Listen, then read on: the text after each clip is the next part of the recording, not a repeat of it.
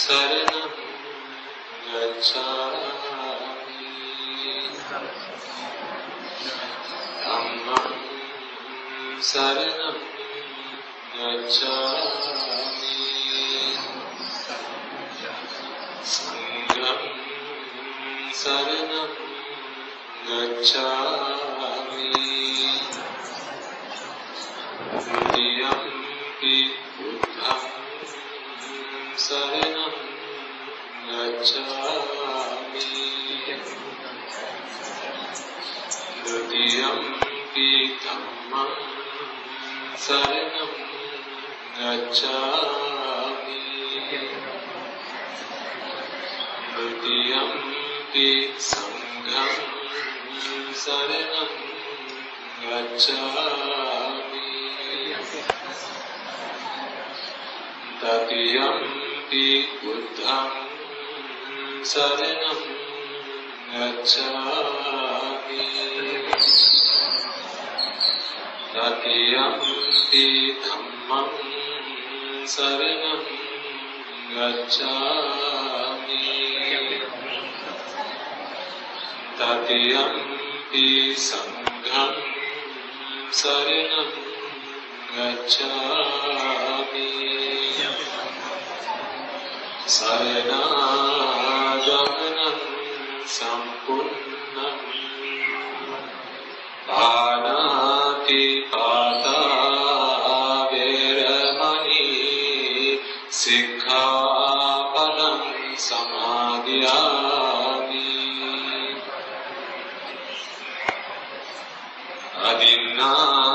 Adinādāna veramani Sikkhapadam samadhiyāmi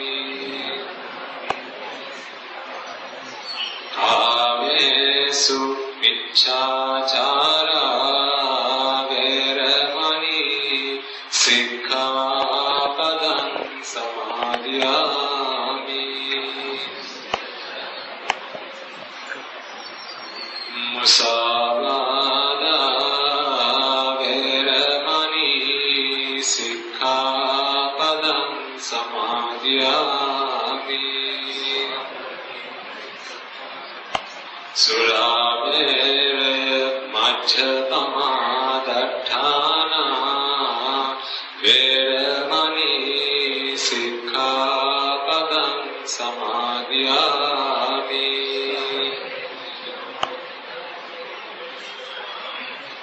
Nisaranena sabbhim pañcasīlam dhammam sādhukam surakitam katva apamādena sampādeta. Okay, you can all be seated. So, as always, before we commence, let us take a moment to reflect on the fact that it is alone in this Dhamma that we come together and we get together and we understand and comprehend in the hope that we are able to unlock those barriers that keep us from the ultimate happiness of life. And so, let us take a moment to pay homage to the Lord Buddha and remind ourselves of the infinite compassion, the infinite wisdom that the unparalleled, unequaled one possessed. And clearly, thanks to him, today we have this opportunity to listen to the Dhamma, to understand the Dhamma, and for us all to seek the knowledge and the wisdom that we're looking for in the Dhamma. Namo tassa bhagavato arahato samma sambuddhassa. Namo tassa bhagavato arahato samma sambuddhassa. Namo tassa bhagavato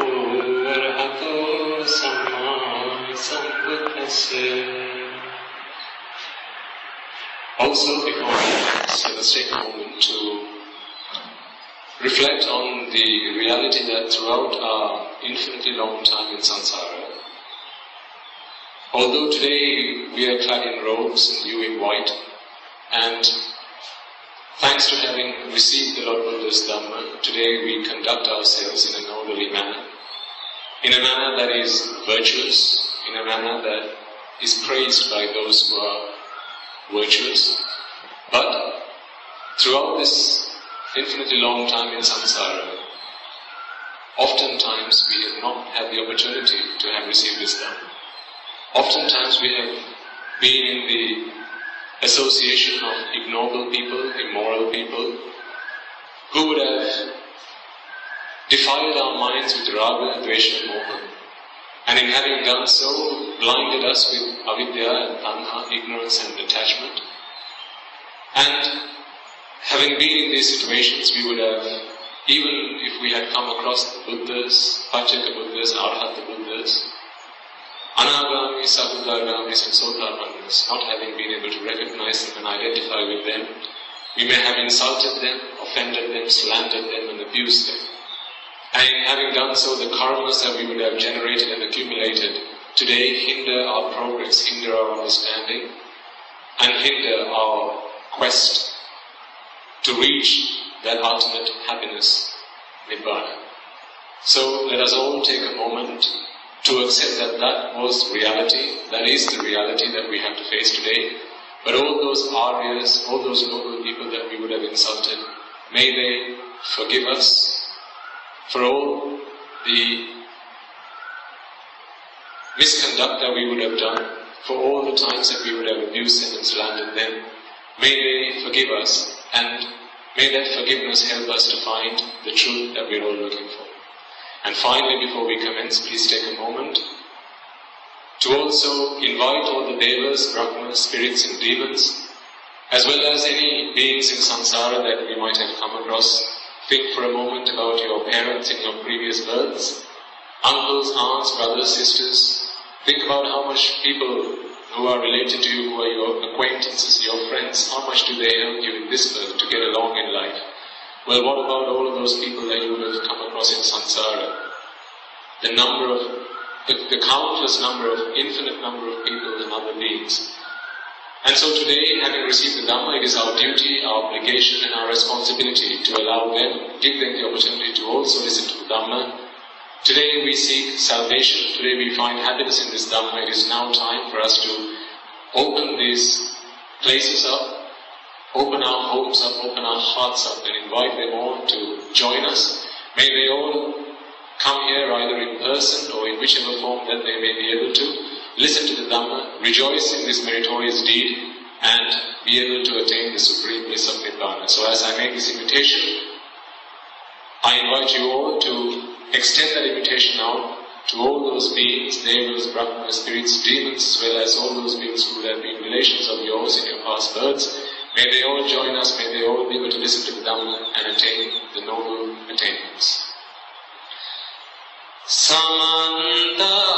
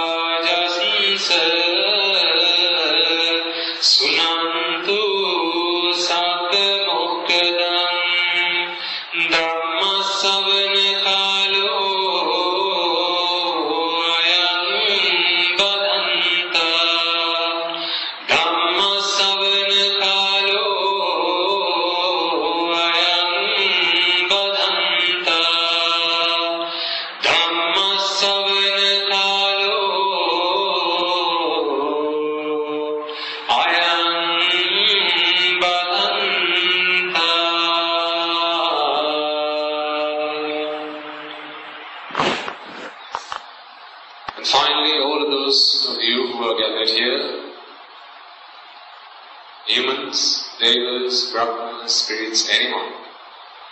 Let us all make a firm determination, a firm resolution. May this Dhamma sermon unlock any doors, unlock any barriers that I might have in my progress to attaining the first noble attainment of Sotapanna. And if there is anyone here who might have attained that noble attainment, may you be able to reach the following Sakurdagami, Anagami and Arahat noble attainments and put an end to this endless suffering of samsara.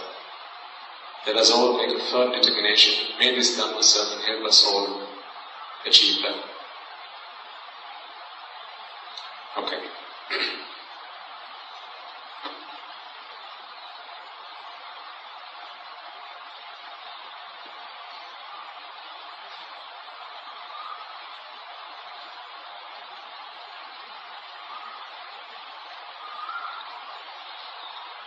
So, we've come a long way, I think. Someone showed me a message on Skype earlier on today saying that this is the 40th English sermon that we are doing. I didn't realize. Time has flown by. I'm older than I was when I started doing these sermons in English. The question I had is, how much progress have I made? If I can't answer that question satisfactorily, then I'm a failure. So, I think if you remember, I've said many times in the past, I take great pleasure in listening to the Dhamma, not necessarily in preaching the Dhamma. I take great pleasure in absorbing, understanding, and comprehending the Dhamma. That's why I have 2 years and how many months? Just one. I like to talk less and listen more. And I think that is what we should all try and do. We should all try and learn as much as we can about ourselves. Learning the Dhamma is about learning about yourself. It's not about the person next door, it's not about the person across the street.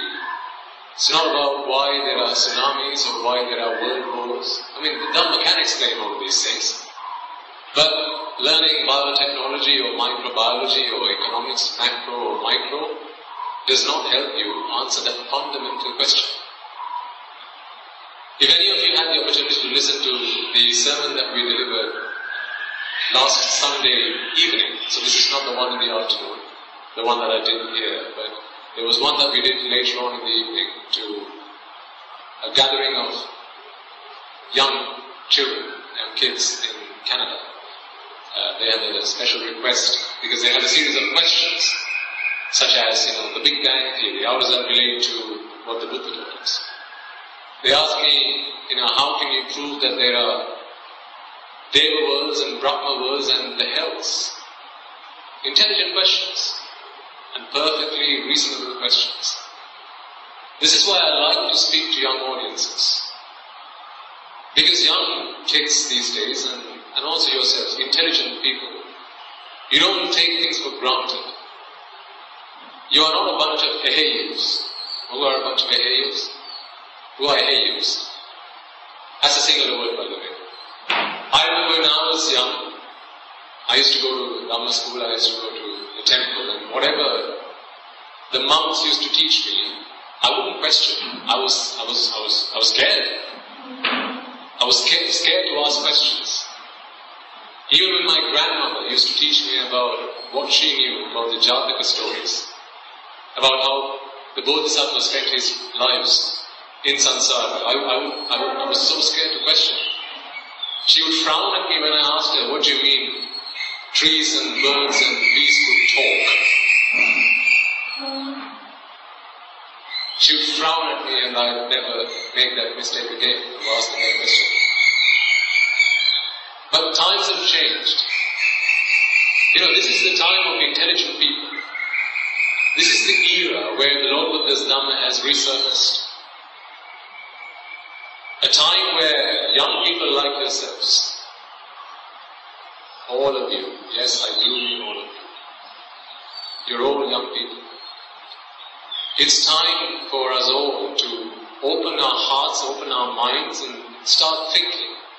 Use our intelligence, use our wisdom to try and understand and try and make sense of what we learn. You're educated people, you're intelligent people. At school, you don't just take things for granted. When your teacher teaches you metamorphosis, when your teacher teaches you about photosynthesis, you don't just take it for granted. You ask her, how is it that plants can breathe? How is it that plants can create oxygen? What do you mean bacteria can engulf another bacteria? You ask these questions. You're all scientists. So you have a mind that enables you to question, and you have a mind that enables you to make sense of things. Which, ladies and gentlemen, is an incredibly rare gift. Cats and dogs can't do this, unfortunately. Pigs and cows can't do this. Can they? No. But you can. On the way here, my dad rang me up. And, when my dad rings me, again, I do more listening than speaking. Because he talks to me and he tells me about all his ailments. He talks to me about, where he's got aches and pains, and how he's aging now, and how he can't keep up with Mom, and then how he can't do things that he used to be able to do. So I tell him, after he's told me all these things, I say, Appati, go home and pick. Thank you very much. You've just given me a sermon. So he preaches to me. I listen. All those things that he tells me are things that are bound to happen to me, are they not? When he talks about arthritis, and when he talks about diabetes and blood pressure and high cholesterol and aches and pains here, there and everywhere, all these things it's a prophecy. It's things that are going to happen to me in a few years' time. So what is he saying? I'm cautioning you. Be warned. Be prepared. So I love to listen to him speak. I don't say much, I listen to him. Everywhere, once you begin to understand the basic theory, the basic underlying, fundamental theory of the Dhamma, everything becomes a teacher. Everyone becomes a teacher. Recently I had the good opportunity to speak to a gentleman who approached me while we were at the monastery. And he said to me, while I go about day-to-day, get along with day-to-day chores at home, and also at work, people sometimes speak to me in harsh words. People aren't always nice to me. They shout at me, they yell at me, and they speak rudely. How should I respond? How do I conduct myself? Yes, I understand anicca dukkha anatta. I understand that the world is not to my liking, but still, it feels like I have to struggle. It's a real struggle to get along. What should I do, Swami once? He asked me. And then I said to him, when I ordained, I came to live in a monastery to dedicate my life to practicing the Dhamma. I had the opportunity to listen to the basic fundamental theory of the Dhamma, Dharmayai, and having understood that, it was time for me to put it in practice. You can't learn to battle by reading books. Well, of course you can learn the theory, but you can only become a warrior if you practice. You can learn the mechanics of riding a bike by reading a book. Of course you can. You can watch it on YouTube. People will say, this is how you get on a bike. People will say, this is how you make sure that the pedals are in the right order. This is how you put weight on one of your feet and then transfer the weight across to the other leg. This is how you pick up speed. This is where your brakes are. This is how you apply the brakes and bring your cycle to a halt. So people will show you these things. But you can only learn so much by looking, by observing. Much of learning happens when? Can you actually get on a bike and ride Can you actually get on a bike and ride just by watching a YouTube video? What do you think? Can you play a guitar just by watching a YouTube video? Can you play the piano just by watching a YouTube video? You watch it and you go, wow, that looks easy. Surely it's just dun, dun, dun, dun, dun. You go sit by your piano, pull your chair up. You try to do exactly what the guy did on the video. It doesn't come out the same way, does it? You try humming those strings on the guitar, it doesn't come out the same way. You try getting on that bicycle just the way you saw the guy do on the YouTube video, it doesn't come out the same way. That's because you've got to practice. There's an old saying, practice is what makes perfect. Practice makes perfect. And that is so true. Even in Buddhism.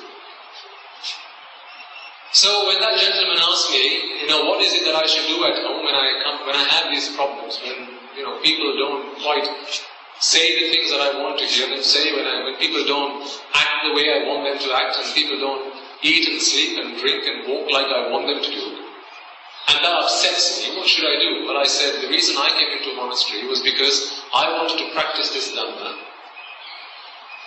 And I said, well, you've got a lab right at home. You've got a laboratory right at work, at your workplace. If you come to the monastery, if you come here and listen to the Dhamma, that's you watching me on YouTube, that's you listening to a sermon. But when do you practice? How can you become a warrior? Shouldn't you all be warriors? Isn't there a huge battle to fight? When people come to visit us at the monastery, and we come down for hours, and there are about 40 of us monks sat down for hours, I usually give a small talk at the end of the meal. And I ask these people, can you all open your eyes and tell me what you see? So people start looking around. Everyone's silent. Our monks are looking at their arms folded, with eyes held low, their heads hung low. No one's looking here and there. No one's looking up or down. And then they say, there's nothing interesting, there's nothing exciting, it's just, we see a bunch of monks. I say, open your eyes, tell me what you see. No, not those eyes, the other eyes. If you can see through the other eyes, your wisdom eyes, you've entered a war zone. Our monks are in battle. They're at battle. They're fighting. There are daggers flying left, right and center. There are swords and there are archers. Arrows flying from one end of the room to the other. Swords slicing necks like nobody's business. We're at war. But this war is a silent war. We're assassins. We're ninjas. No, not the kind of ninjas you type in monk ninjas on YouTube. No, not that kind of ninjas. We don't fly around the room. But we're ninjas. In our minds, we're at war. We're at battle. We're fighting with Raga, Dvesha, Moha.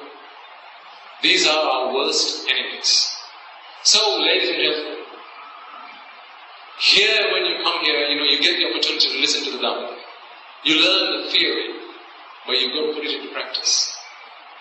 Your homes are a haven to put what you learn into practice. Your workplaces are a haven, not a heaven, a haven. Well, it might be a heaven for some of you. Probably not for most of you. This is what people ask me, what should I be doing when I come across these problems? So it's a haven for you to put into practice what you learn. That's when you learn to become a warrior. When you're driving your car, people pull up in front of you without warning. Buses pull up in front of you, they haven't got any brake lights. Do you start swearing? Do you remind them of their mothers and fathers? When I used to live in the UK, people got infuriated when they were stuck in traffic and people pulled up in front of them. That was a big no-no. Sometimes people, it's just all that would require for this man to go monkey mad is just for someone to pull up in front of them. This guy who from the outset looks like a very calm and docile person is in his car and you can hear him honk on his phone for 15 minutes. It's like he's standing on top of it. Does that still happen to you? When people pull up in front of you, does that still upset you? When you get home and it's late and your wife asks you, "Hey, how come you're so late? Where have you been? Didn't I ask you to come home by 8? How do you feel? Do you get upset? Does that make you angry? When you get home and you realize your kids haven't done their homework, they're still up, watching TV, it's 10:30. They've got to be up by 5 o'clock the following morning, and you know it's going to be a pain in the backside to get them up in the morning. How does that make you feel? Does that make you angry? Do you feel like you want to pull your hairs out? Do you feel like you want to crash the next thing you can grab hold of? Think about your lives. If your lives haven't changed as a result of listening to the Dhamma, practicing the Dhamma, then I have to ask the question, what have you been doing all this time? If you went to school and spent 13 years of college, after 13 years of college you come out with having learned nothing. I'm sorry, but I have to ask you the question, what were you doing for all those 13 years?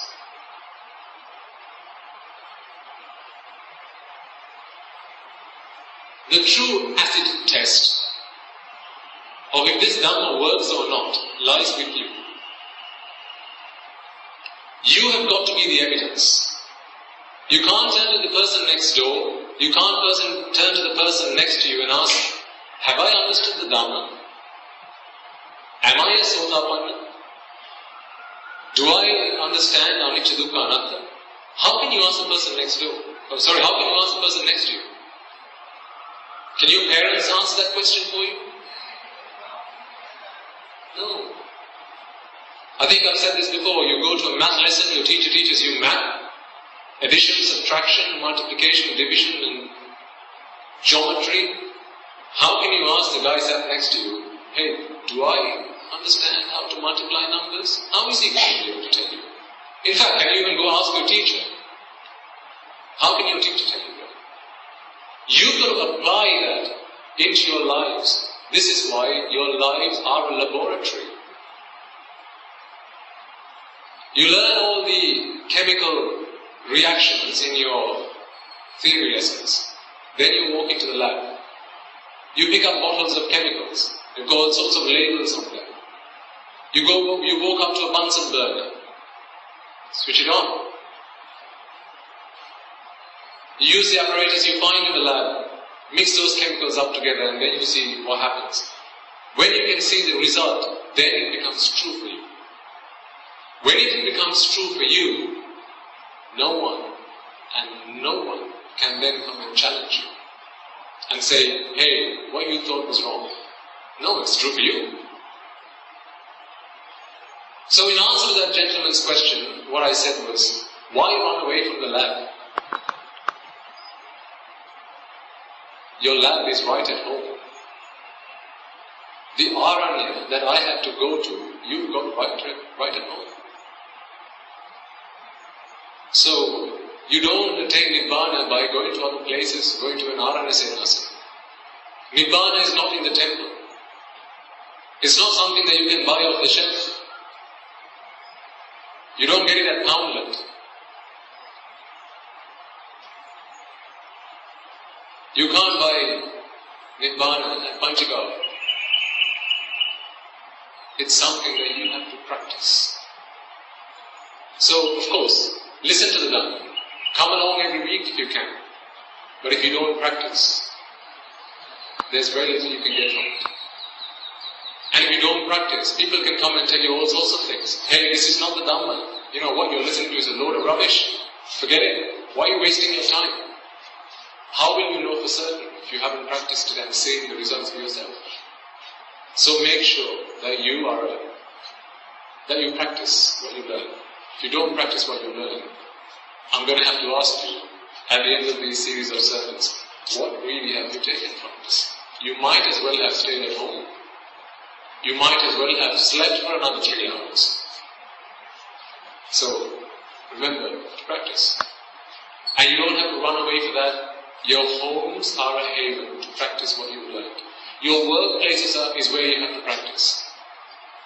Your kids are an excellent opportunity, mothers and fathers, for you to practice. If your kid doesn't behave the way you tell them to, if that makes you angry, isn't that an indicator for you? There are still defilements within you. There's still dvesha in you. So why should you come and ask me? Do I still have Raga Dvesha more? Go ask your kid. He'll tell you. You know, when I was at school, at the end of lessons, I used to worship my teachers. So that was a custom that we had in school.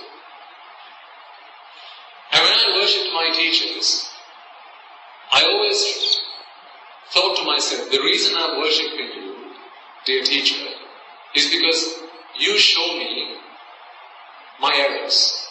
You show me what's wrong with the way I think, what's wrong with the way I say things, and what's wrong with the way I act and conduct myself. So you show me what's wrong with me, and you help me correct myself, so I can become a good citizen of this country.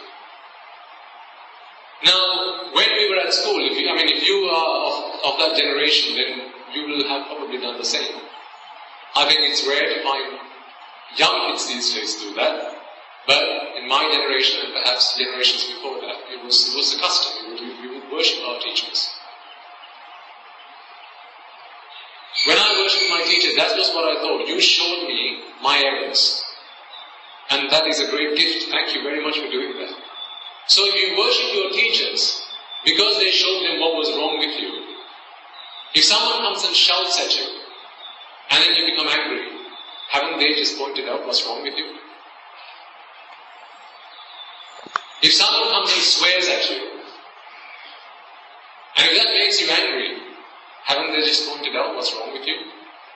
When you get home, if your wife is infuriated, and she starts throwing expletives at you, if pots and pans start flying across the kitchen and start banging on your head, and if that makes you angry, hasn't she just shown you what's wrong with you? Well, what do you think you should do then? You worship your teachers, remember? Worship her. Someone swears at you, makes you angry, go worship him. I don't mean literally, by the way. You're on the bus, conductor says, Matya, Yano Vasala, makes you angry. Please don't go worship him there. It's going to look a tiny bit awkward. But in your mind, take an opportunity. He's been, in some sort of way, a Kalyan Mitra, because he's just showed you what's wrong with you. That tiny bit still makes you angry. If you see something on TV, a half-naked woman on TV, and that ignites the fire of raga inside you, what do you think you should do? There comes a teacher. There's your teacher. Worship her. Everywhere you look, everyone you come across is your teacher. So let's learn the Dhamma, definitely, and then practice the Dhamma. That is the only way we can get out of this. So last week, if you remember, we talked about belly, agitation. Again, this is somewhere I always get stuck. What's the word for belly in English?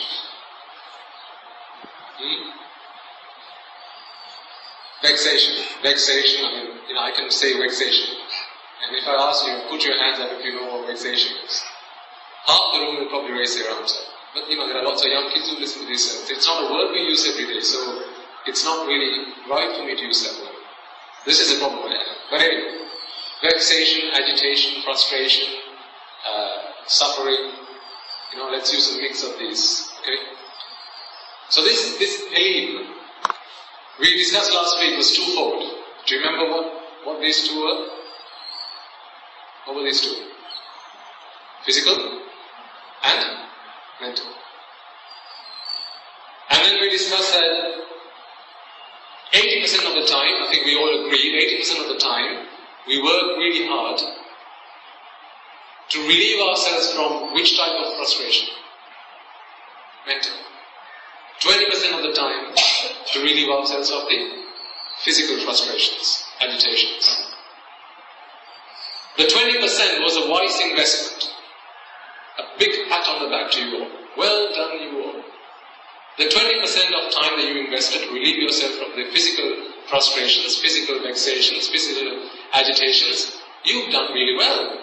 You got yourself a house, you've all got shoes and clothes and hats and all those things you need to cover yourselves up. You've got food on your plates, you've got a first aid box at home and paracetamol and whatever you need to keep yourself from falling ill, and when you do fall ill, to cure yourself as soon as possible. You've also got health insurance plans. Well done you. But that 80% of time which you invested in trying to relieve yourself from the mental frustrations, the mental vexations and the mental agitations, so to say,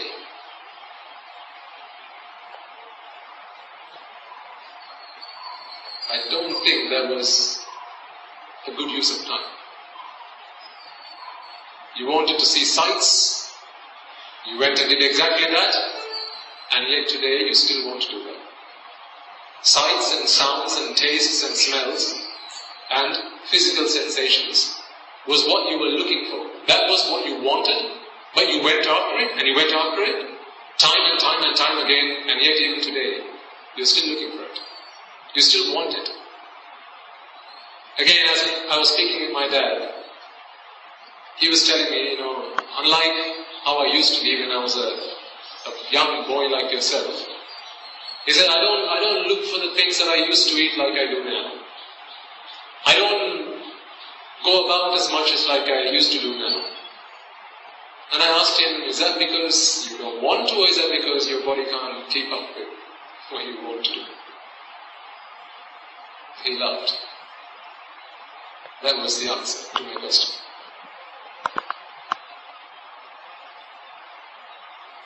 So giving what your mind's asking for, feeding your mind every single time, is not the answer, as we discussed last week.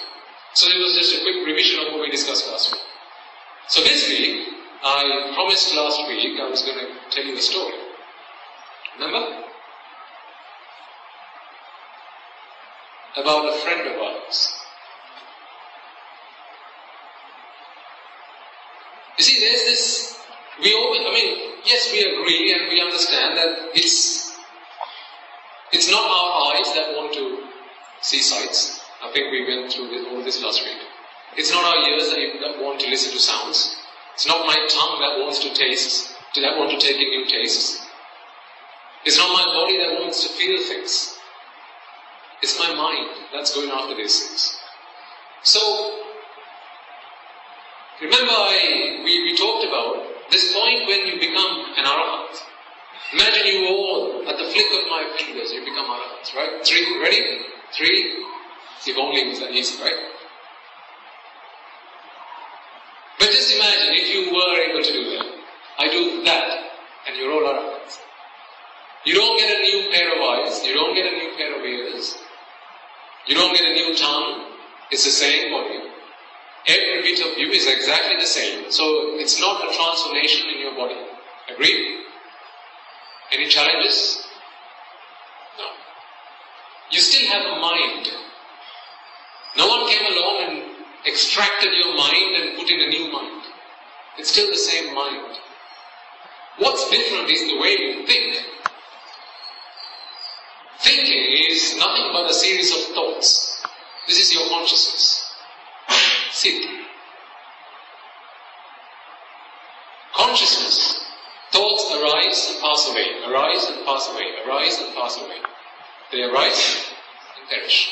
Arise and perish. Udavena, right. The same happens for an arahant. Even in an arahant, if you were an arahant sat right where you are, looking at me, with your eyes open, and you can see a human being speaking, you'll still be able to recognize that this is a human being.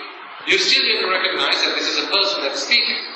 You'll still be able to listen to all the things I say. You'll still be able to comprehend what I'm saying. So, to do all these things, you need your mind to arise and perish. Arise and perish, arise and perish. So the mechanism there doesn't change. So, we've then got to figure out what is it then that changes. What was that transformation that happened when you went from being a non-arahant to an arahant? What is that transformation? Do you remember I gave you a mathematical formula for ignorance? Do you remember? I don't think all of you were there when we went over there. So I'll quickly go over that for your benefit. You can express avidya, ignorance, using a mathematical formula. I'm sure there'll be lots of you who love math, who are math geniuses. So this will make perfect sense to you. Let me give you this formula. X times minus 1 equals Y. X times minus 1 equals, come on, speak, Y. Okay. So, what do I have in my hand?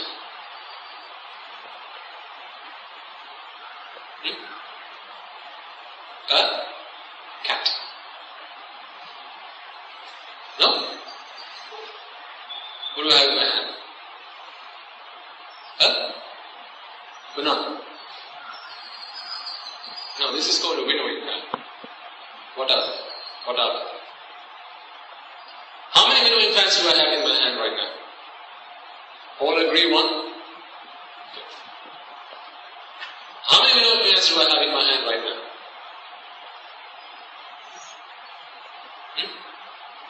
Zero. No. You'll have to speak up because there are people on the internet who can't see my hand. So we're going to have to give the answers so they can kind of visualize. I've got 0 winnowing fans in my hand right now. How many winnowing fans do I have in my hand right now? 0? Still? How many now? Still 0? What about these negative numbers? Minus 1. Minus 2. Minus 3.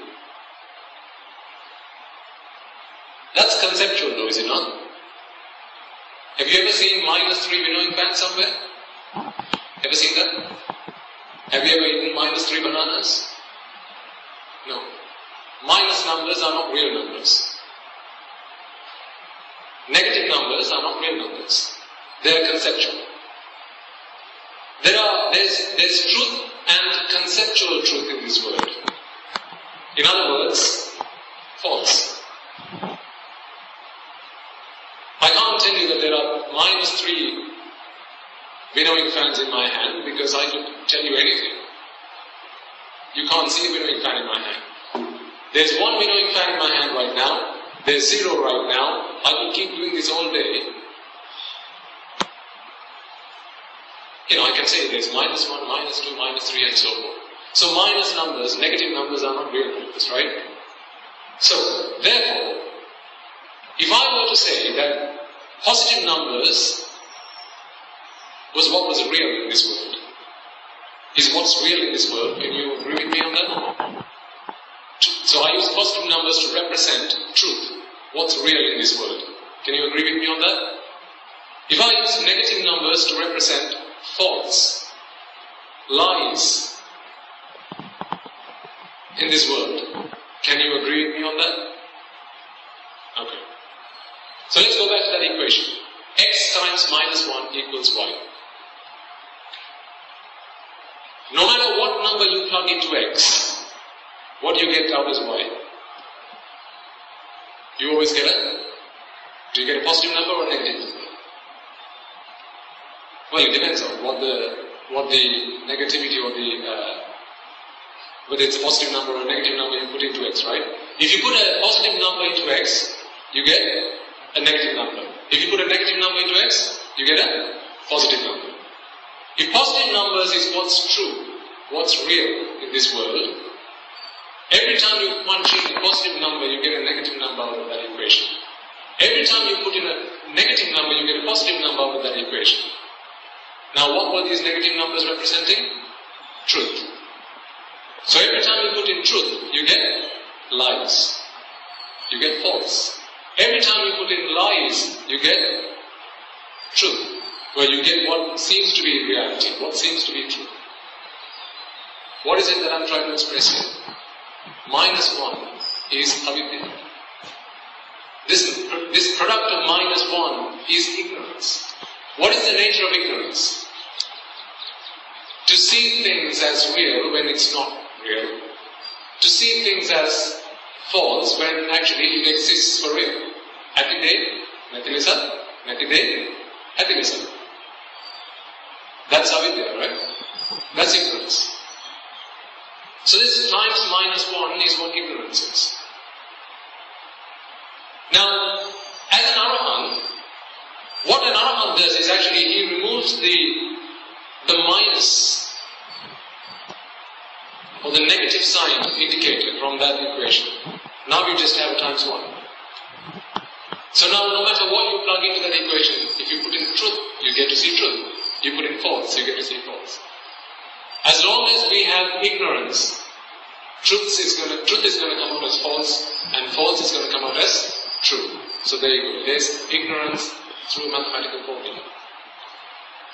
Now the reason I'm trying to put this theory forward to you, for you to peruse, for you to think about, is because this equation is something that we use every day. What is X in our day-to-day lives? What are the things that you do in your day-to-day lives? You see things, you hear things, or you listen to things, you taste, you smell, you feel, you think, right? It's one of these 6 things that you do.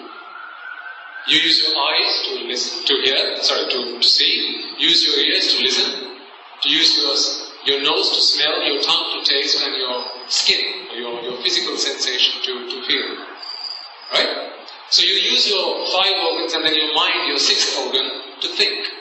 So these 6 organs allow you to do, or these 6 faculties, I would be a better word to use, indriya. These 6 faculties allow you to, that's who you are. You either see, you either smell, feel, taste. It's one of these 6 things you're doing all the time. X is one of these 6 things all the time.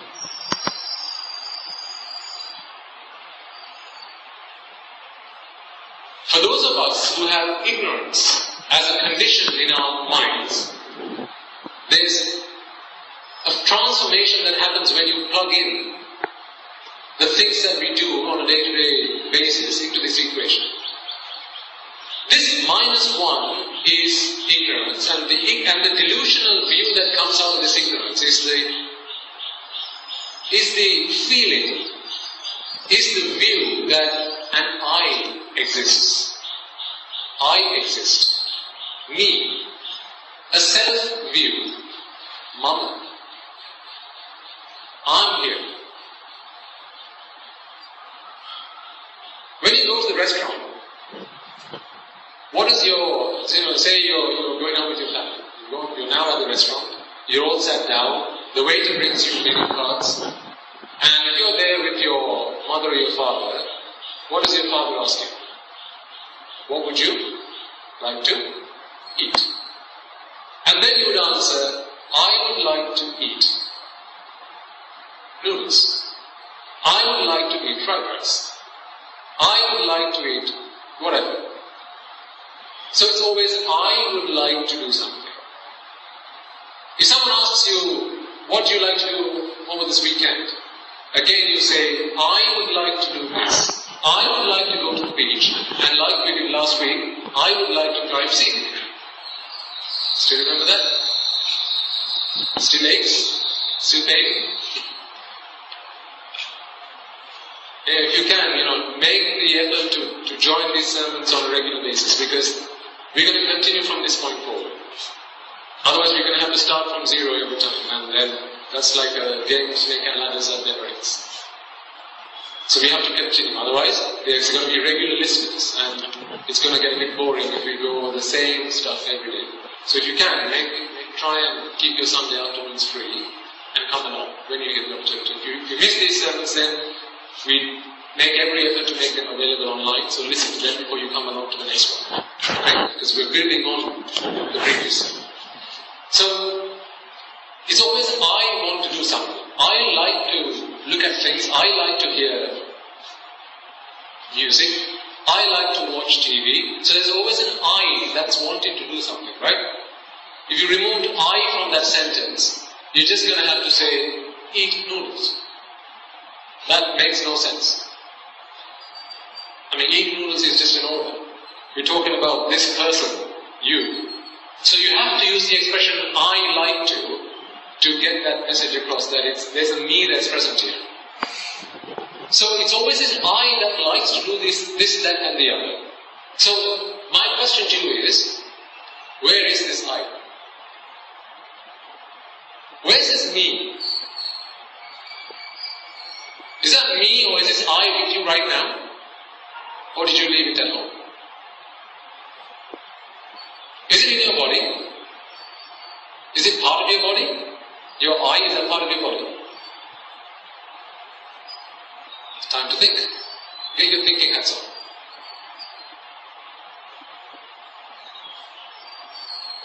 This is a question that has been around since the beginning of time. Even in the time of the Buddha, there were philosophers who said, I exist in my eyes. I exist in my ears. I exist in my, where's this self? This self view, where is this self? Myself. Remember writing about myself at school? That was probably the first thing you were asked to speak about when you were at college or school, or when you started schooling. Hey son, speak. 5 minutes. Myself. We've all given that speech, have you not? Even when you're at work, you go for an interview. What do you start speaking about first? After you've said your good mornings, alright? Tell us about yourself. Okay, I am so and so. These are my qualifications. I live here. This is where I've worked in the past. This is where I've schooled. So myself is something that we do all the time. Whether you are at school, whether you are at work, whether it is you go to see someone to get married to, again, it's always myself. Whether you want to introduce yourself to a friend, again, it's myself. The word myself has a lot of meaning. I don't know if you've ever taken a moment to reflect on this.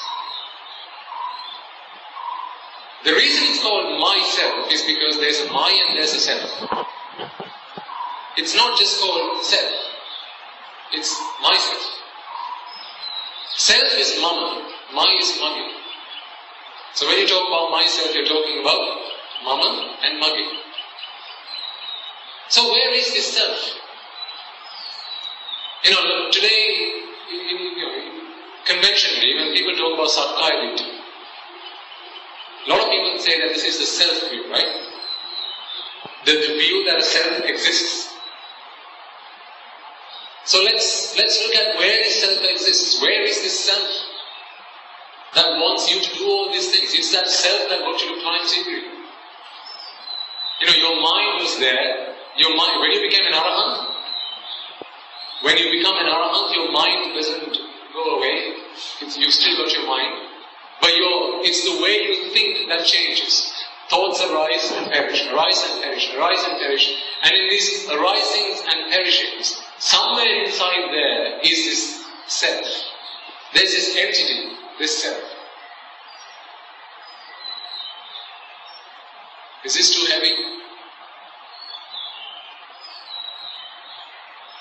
I don't know if it is for somebody.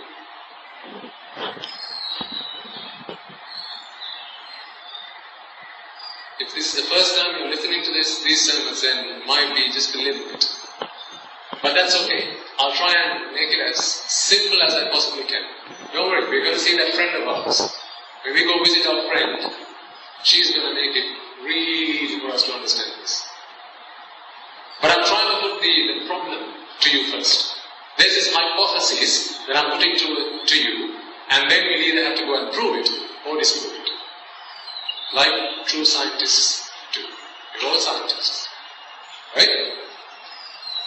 So, there's this self-view that we all have. Do you know, tell me frankly, have you never felt that there's this self? Have you never felt a self? Do you never feel that there's a me? When there's a new film in town, as we were driving up, I could see these posters, Yashodhara. So there's a new movie in theatres, character.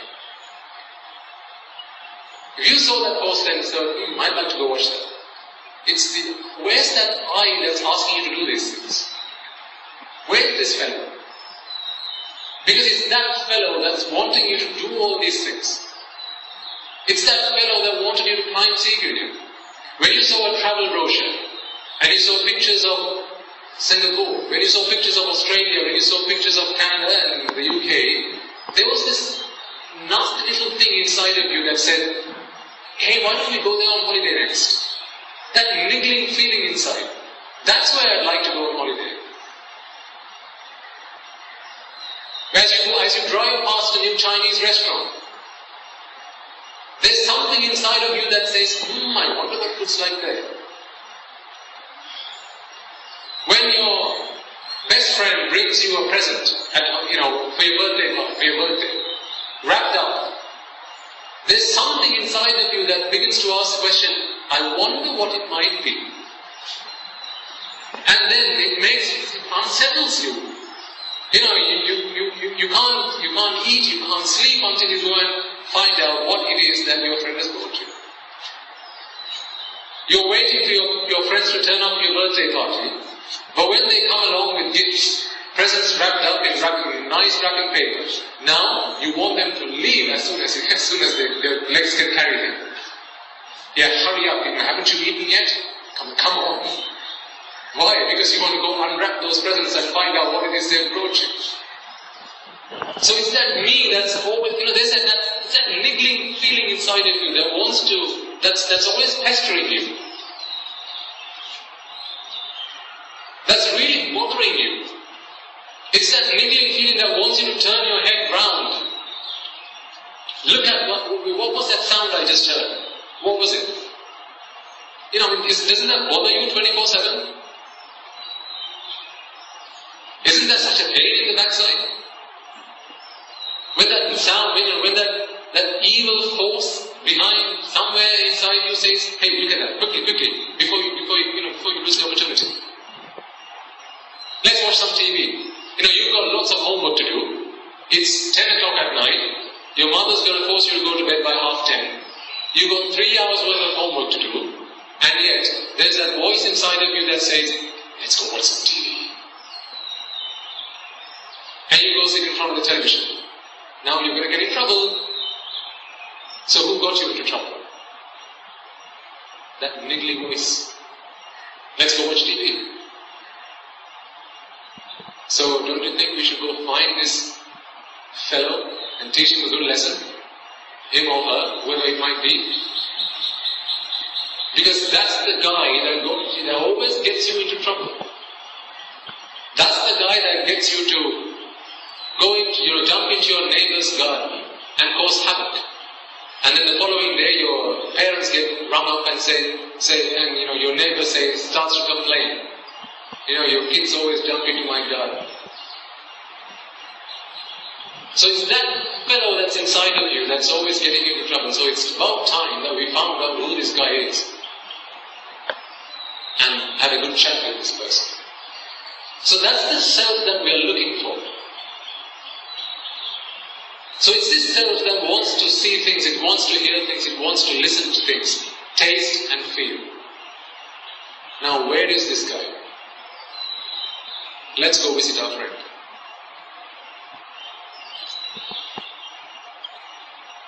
Ready? Okay.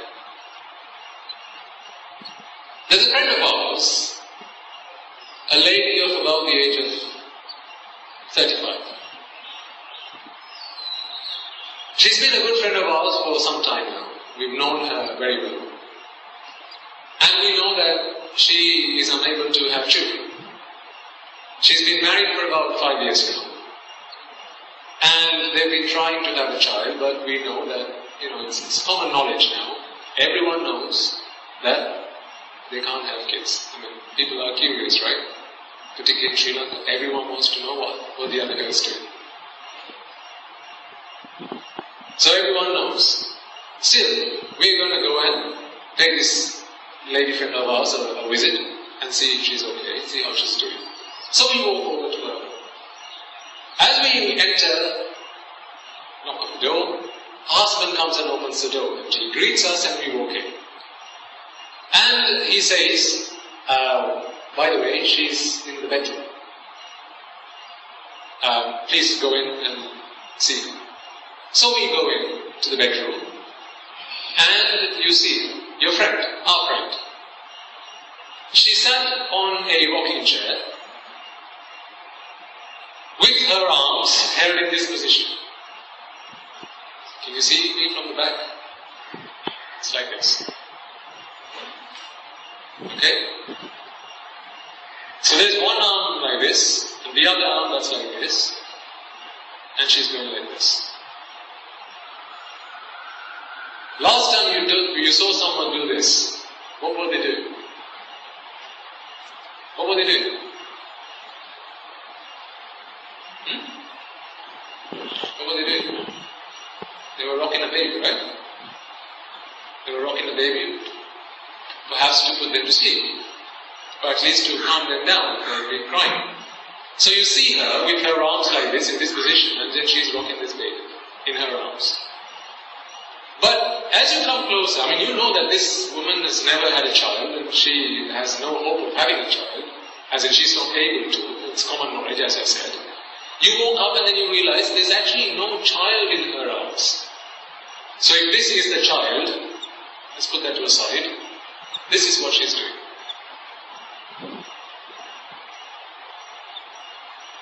But as you walk up to her, now you're confused. What the hell is going on here? You're confused and you walk up to her and then you see there's a little cap or a baby hat in the top part. There's a tiny t-shirt that says, I love mommy. And then there's a pair of shorts, baby shorts. There's a pair of socks, baby socks. And there's a pair of baby shoes. All laid out nicely. And she's still rocking that baby. Is this a real baby or a make-believe baby? It's a make-believe baby. Because you know she's never had a child, you know she's never going to have a child, and everyone knows. And even as you walk up to her, you can see that there's no child in her arms, but that doesn't stop her from doing it. Now, if you see her doing this, and she says, hey, how good of you, how nice of you to come and visit us. Did you meet my husband? At the door. Oh, great, he let you in, fantastic. Say hi to little Natasha. Now you're not sure what to do. You don't say anything. And she says, well, say hi to little Natasha. You give her an awkward look and then you go, hi Natasha. There's no Natasha in her arms. But she says, hey, why don't you come and take a seat? So, she's very nice to you. She's not a friend, of course. She gets you to sit down. The husband brings you a cup of tea and now you're in the conversation. And you start asking her, hey, how's work? And she says, hey, forget work. My child. Let's talk about her. Isn't she just so cute? She asks you. You start scratching your head. You're not sure what to say to her. You're not sure whether she's just playing games with you or if she's being serious. And you say, hey, stop kidding. How's life? She says, what do you mean, stop kidding? Did you bring anything for my child? Now you're beginning to wonder, is something wrong with this woman?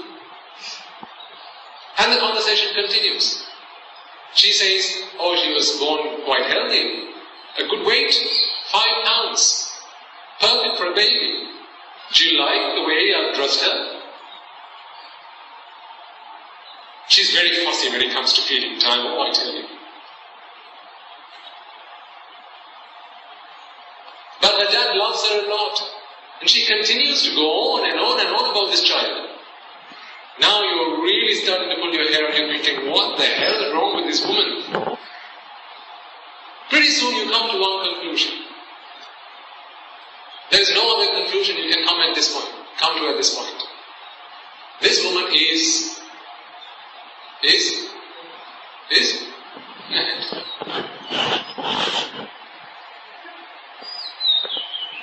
This woman she's mad. Clearly, she's rocking a child when there's no child. I mean, poor woman, she's been wanting a child for so long. We have to empathize with her. She's not had a child, but now she's suffering so much internally. She feels that, or she thinks that she's got a child, and she continues to rock her child. She continues to talk with you about children. She says, hey, how did you get your daughter into school? What do we need to do? Or we haven't got her papers ready yet. Which school do you think would be good for Natasha? And by the way, she loves to eat this, that, and cereal and banana. She's only said tummy yet, she hasn't said tat yet. All these things she's going on and on and on about. So, there's without a shadow of a doubt, she's what? She's mad. Right. So, because this is a friend of ours, we've got to be nice to her. If you know your friend is mad, what would you do to your friend? If your friend went mad, what would you do to your friend?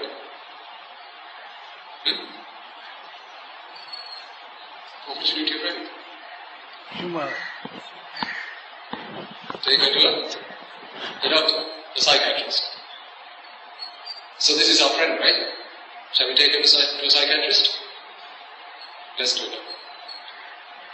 Oh, but before that, I forgot to tell you. This father, we go and speak to the husband and we ask her,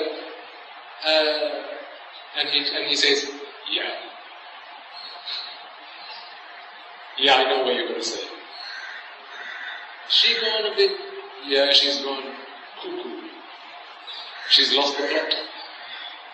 She thinks she's got a child. She doesn't believe what I say. I used to try and explain to her, hey darling, this, that and the other. We haven't got a child, forget about this. But she's not willing to agree. She is adamant that we've got a child. And guess what? She gets me to go shopping for the child. I used to have this cupboard that was full of my office wear. My shoes and my ties and my trousers and my shirts. All of that is now on the bed. My cupboard is now full of Natasha's clothes. All her baby hats and her baby shirts and baby trousers and baby frocks and baby socks and baby shoes. Cupboard full of baby clothes. And there's another cupboard that's full of baby food. And she gets me to go shopping all the time.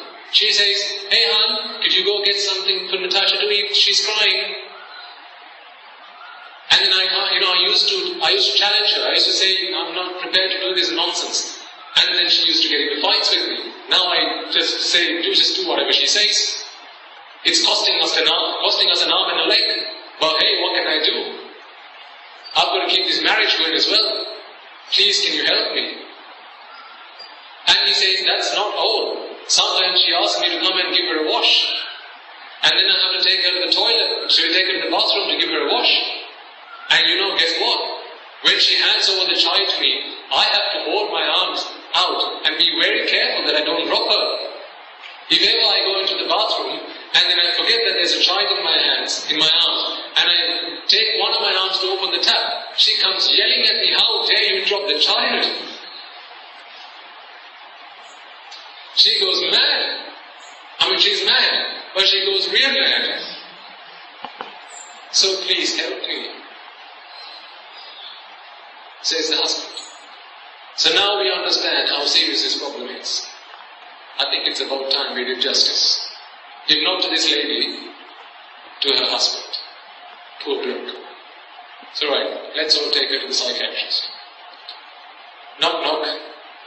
Come in. We're at the psychiatrist. Yes, how can I help you today? The husband's walking in with a bag. A bag full of what? Pampers. A bag full of baby clothes. A bag that's got a bottle of water, hot bottle of water, bottle of warm milk, all the things for Natasha. And the mother's walking in just like that. And then we both sit down. The husband and I couldn't say father. There's no child here. The husband and the wife sits down. They sit down, and now it's time for the psychiatrist to question. So the psychiatrist says, how may I help you today? And then the husband starts speaking. So the husband says, Doctor, I don't know if you're being serious, but can you not see the obvious problem?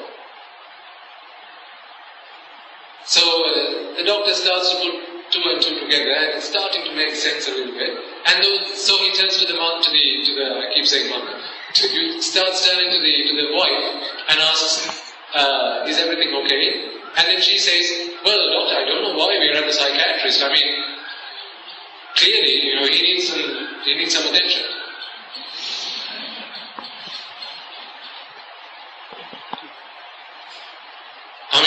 It took me a while to organize his appointment, and I'm glad that, he's got, hey, you sit down, speak to him. He needs some help. So who's the wife talking about now? The husband. Because the wife doesn't agree, she doesn't believe that the problem is with her. She thinks the problem is with the husband. And now slowly but gradually the doctor is getting a picture of what's going on here. So at this point, the doctor speaks to the wife and says, don't worry, we'll treat whoever needs to be treated. But at the same time, I've got some drugs that I'm going to give you as well, because this is really good for the baby. These are some vitamins, and because you're breastfeeding the child, when you take these vitamins, it's going to be really good for the child. Now, obviously, we know that this is a doctor, and hopefully the doctor is not mad, and the doctor can see that there is no child in this woman's arms, right? Let's work on that assumption, that the doctor is not mad himself. Now, at this point, I'll ask you a question. Can the doctor say that there is no child in this woman's arms? To the woman? Why is that? Because to the woman, a child clearly exists. This is the child that she's rocking in her arms. How can you say, I've got a child? That's going to earn him a slap. If he said, there's no child in your arms. But equally, can the doctor say that you haven't got a child in your arms? Or in fact, you have got a child in your arms. Can the doctor say that? Why not? Because there's no child in your arms. Have you ever heard people say, when you talk about self-view, you can't say that there is either a self, and you can't say that there is no self. Mama attitna, nattitna. Have you heard people say that? When you go and ask, when you study Buddhism, when you know, say, is there a self? And often you'll see the response is, atatna, natatna. Attitna, nattitna. You can't say there is and you can't say there isn't. Now hopefully it's going to become clear to you why you can't say there is and why you can't say there isn't. This woman is man. To a man, woman, to a mad person that thinks that she's got a child in her arms, no matter how much you try to convince her that there is no child, because she's mad, she thinks she's got a child. So the answer to this problem then, ladies and gentlemen, is not to try and convince her, because she's clearly got this disease. It's a psychiatric disorder. You've got to treat this problem. If you give her the required medication that cures her psychiatric disorder, her madness, you then no longer have to tell her that she hasn't got a child. So you don't try to treat the symptoms. What do you try and treat? You treat the disease. Once you've treated the disease, once you've treated the disorder, the symptoms disappear automatically. As if by magic. I mean, that's so easy. This is the nature of ignorance. Clearly, this story of the woman and her husband and her child, the reason I gave you and related this story to you is because it has a bearing on all of us. Do you see the resemblance?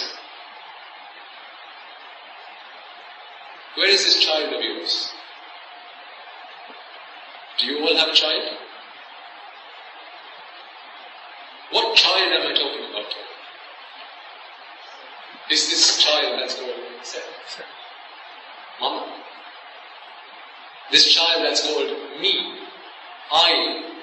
I want to eat, remember? I like to eat fried rice. I like to eat KFC. I like McDonald's. I like to go to Singapore. I like to dance. I like to sing. I like to climb Siri. I like ice cream. We were looking for this I. And then, just like this woman and her husband went to the psychiatrist, we all must go to the greatest psychiatrist there was ever born. Who is he? Exactly. You know who I'm talking about?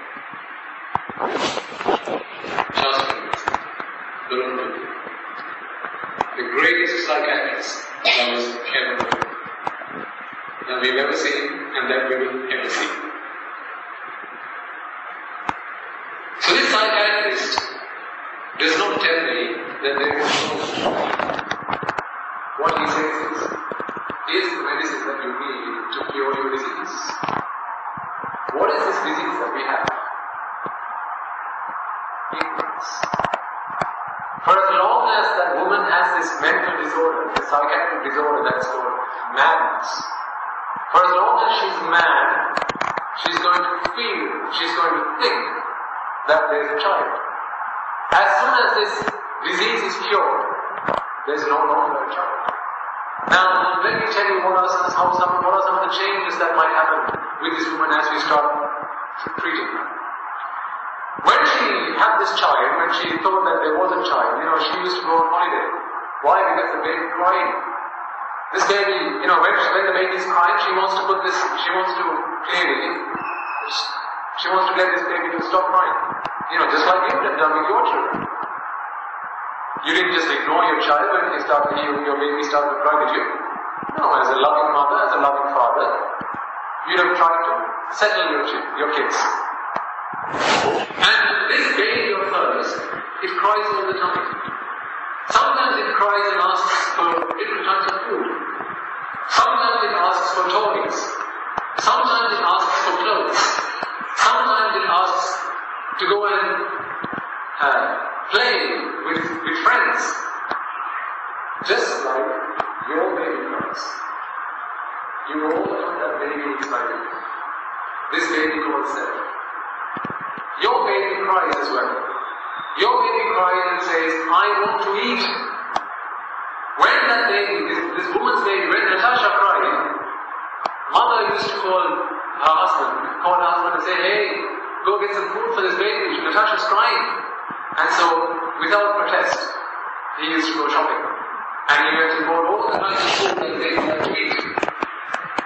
What about you? When your baby starts to cry, what do you do? When your baby says, hey, I want to eat, what do? You open your eyes. You open up your ears. You pull out your tongue. Your nose goes into action. Your body goes into action. And then you go start eating. Baby Natasha eats cereal. Baby Natasha eats bananas. Your baby eats rhubarb. Your baby eats shabu. Your baby eats gandha, rasa. Sights, sounds, smells, tastes, and physical sensations. This is what your baby eats. So when baby Natasha cries, the mother wants to relax this baby, she wants this baby to stop crying, and therefore gets the father to go shopping. Just as much as when your baby starts crying, you open up your eyes and says, hey, go shopping. You open your ears up and say, hey, go shopping.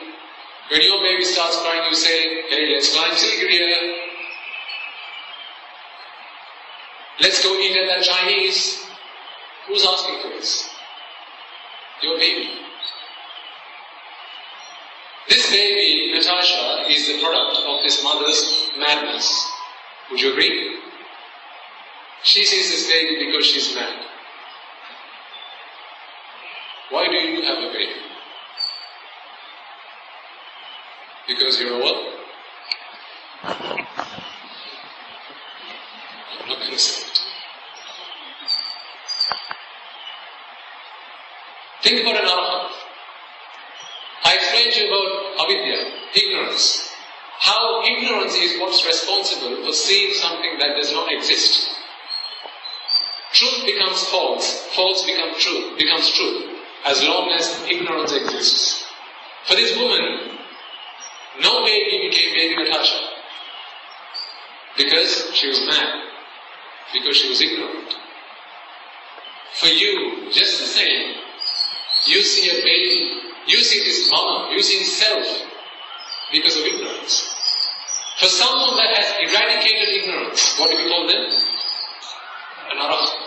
Does a self exist for an arahant? Is there a me, is there an I for an arahant? No. Why? Because they've eradicated ignorance. As soon as you cure this madness, this lunacy, this insanity, your baby goes along with it. An arahant does not have a baby that cries, I'm hungry, and so an arahant has eyes. Of course an arahant has eyes. But just like the woman no longer sends the husband out for shopping, to feed the baby as soon as she's realized this baby is not true, it's just it's a fallacy. It's a creation of my own mind. As soon as the mother realized that, she stopped pestering the husband. When you become an arahant, you will stop pestering your eyes. The mother no longer, or this wife no longer pesters her husband to go shopping for baby clothes. She doesn't say, hey, there's a sale on, let's go get some items of clothing for the child. She no longer says that because she realizes there is no baby now. She started to take the medicine that the doctor prescribed. And now madness gets cured. Slowly and slowly, gradually, her madness gets cured. When she was completely insane, back then, when they went on holiday, who went on holiday? She, her husband, and baby Natasha. When the three of them went on holiday, they used to take pictures. And then they used to have photo albums. of these photo albums, what would you see in there? The woman, the husband, and the woman holding her hands like this, her arms like this. Would you see a baby Natasha there? No. Why? Because there is no baby Natasha. There is no baby. But she used to take pictures. She used to ask people, walking by to say, hey, excuse me, would you mind just taking a quick picture of the three of us? And he goes, where's the other person? My baby. Okay, if you say so. This is what people used to say. And then they had photo albums. They had videos. And she used to have them at her home. When her friends used to visit her, she would say, hey, open up this photo albums of me, my husband, and baby Natasha. Have a look. But now that her madness has been cured, now that she realizes there is no baby, when her friends visit her, do you think she would encourage them to open up those photo albums and have a look in there? Or what's the first thing she's going to do? Burn them out. Why? When someone looks at that, she's going to have to face the awkward question, why are you holding your arms in an awkward way? And then she's going to be speechless. She's going to have to say,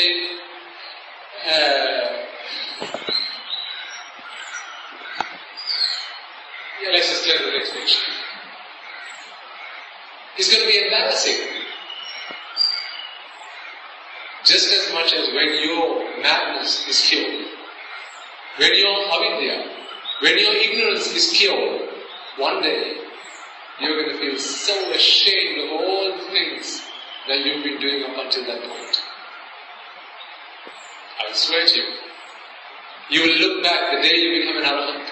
You will look back at your lives, whether it be 20, 30, 40, 50, 60 or 70 years of your life, you will look back and you'll ask yourself, what was I doing all my life? Why did I try and see here? Why did I go eat at that restaurant? Think about this. All the things we've been doing up until now, like I said, like we discussed last week, 80% of your time you invest in trying to quench these fires of mental frustration, mental vexation, mental agitation, disappointment and suffering. This is what you spend 80% of your time on. Just the same as a mother with a young baby would spend 80% of her time on looking after and taking care of the baby. But what if that baby was not real?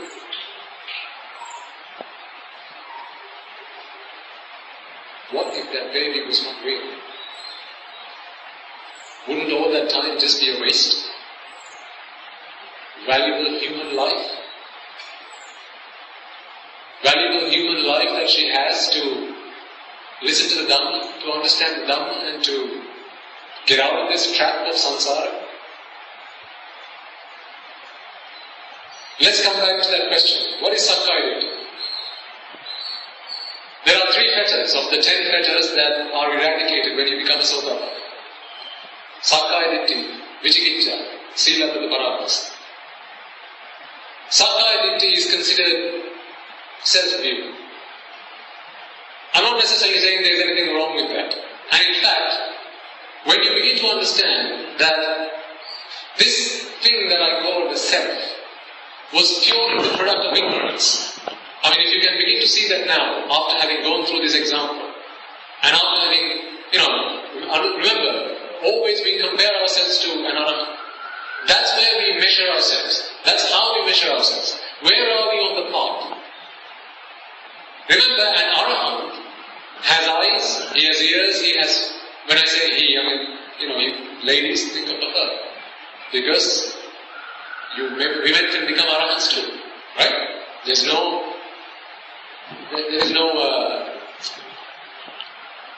barrier, there's no obstacle to women becoming arahants. Okay? So you all can become arahants, each and every one of you can. When you become an arahant, your eyes are the same, your ears are the same, your nose, your mouth, your tongue, all of that is the same. Physically you're not going to change one bit. What's going to change is the way you think.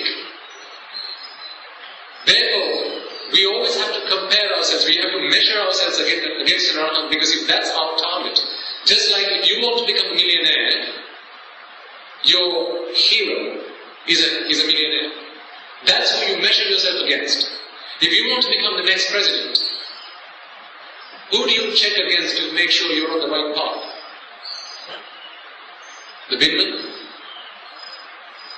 The postman? A police officer? No. You check yourself against the president. If you want to become a scientist, you want to become a doctor, who would you check yourself against? Where you are on that track? Against another doctor. That's how you know if you're on the right track. So likewise, if our journey, if our destination is in becoming an arahant, then that's our reference point.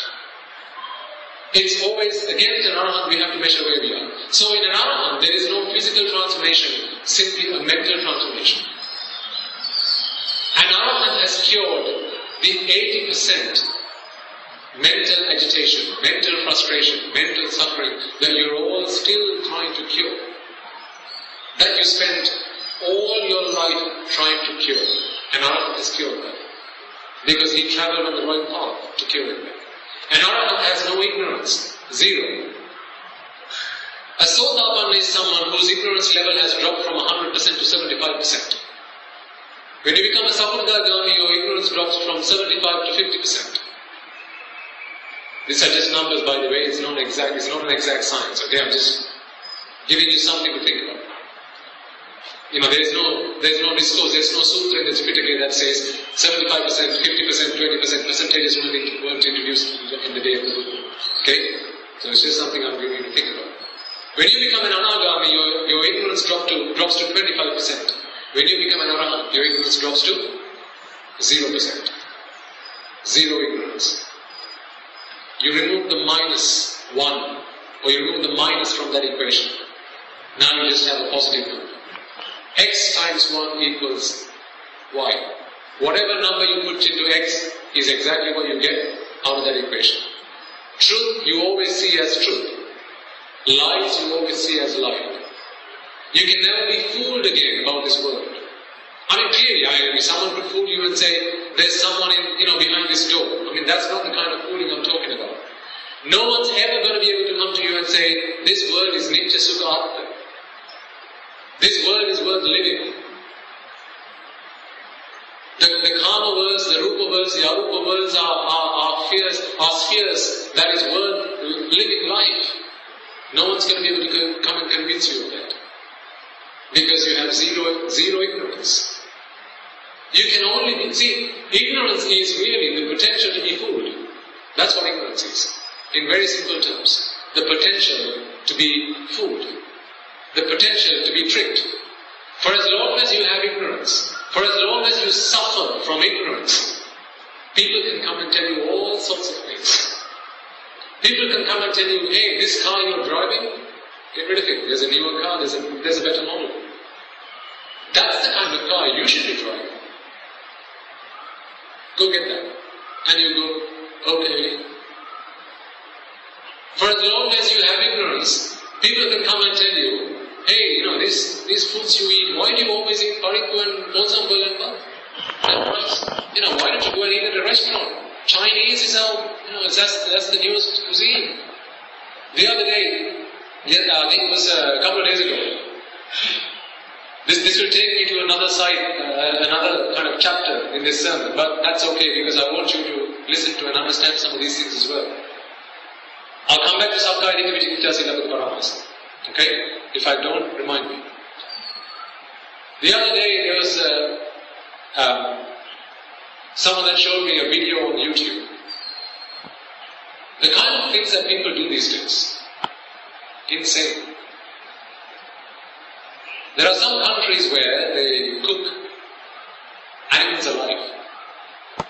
Fish cooked alive. Snakes cooked alive. Snails cooked alive. Chickens cooked alive. Lobsters cooked alive. Just thrown into a hot boiling pan of oil.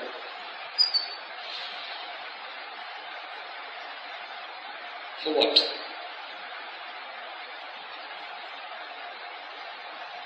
Who's asking for this? Baby? Natasha. See, this is what happens when you associate with immoral people. Asatpurusha. When you associate with immoral people, they're going to come and tell you to do all sorts of things. Try out new things. Don't be satisfied with the sights you can see right now. There are other sights to be looked at. There are better rupas to go and look at. Why are you satisfied with just eating rice and harikku and sambosam? Wouldn't it be nice if you could eat a fish while it's still gasping for breath? Wouldn't that be lovely? Oh, that'd be so exciting. I recently heard that there's a restaurant, I think in some Asian country, I can't remember exactly where, so I'm not going to say the name, where there's this cuisine, it's a delicacy, where people come and they sit around the dining table at this hotel or this restaurant. And at the center of this dining table, there's an opening. And there's a kind of platform that is attached to this table, into which they put in a baby monkey. So this baby monkey can't get out of this trap, because once you put the monkey in, they close the top of it, but with just its head, at its neck, out on top of the surface. The rest of it you can't see because it's below the surface of the table. Can you picture what I'm trying to say? Can you visualize what I'm trying to say here? Table, you can only see the baby monkey's head. The rest of it is below the surface of the table. So what people do to enjoy this experience is they're all given a hammer. Well, there's a hammer that is there, each table gets a hammer, and then people take turns. They slam this baby monkey on the head.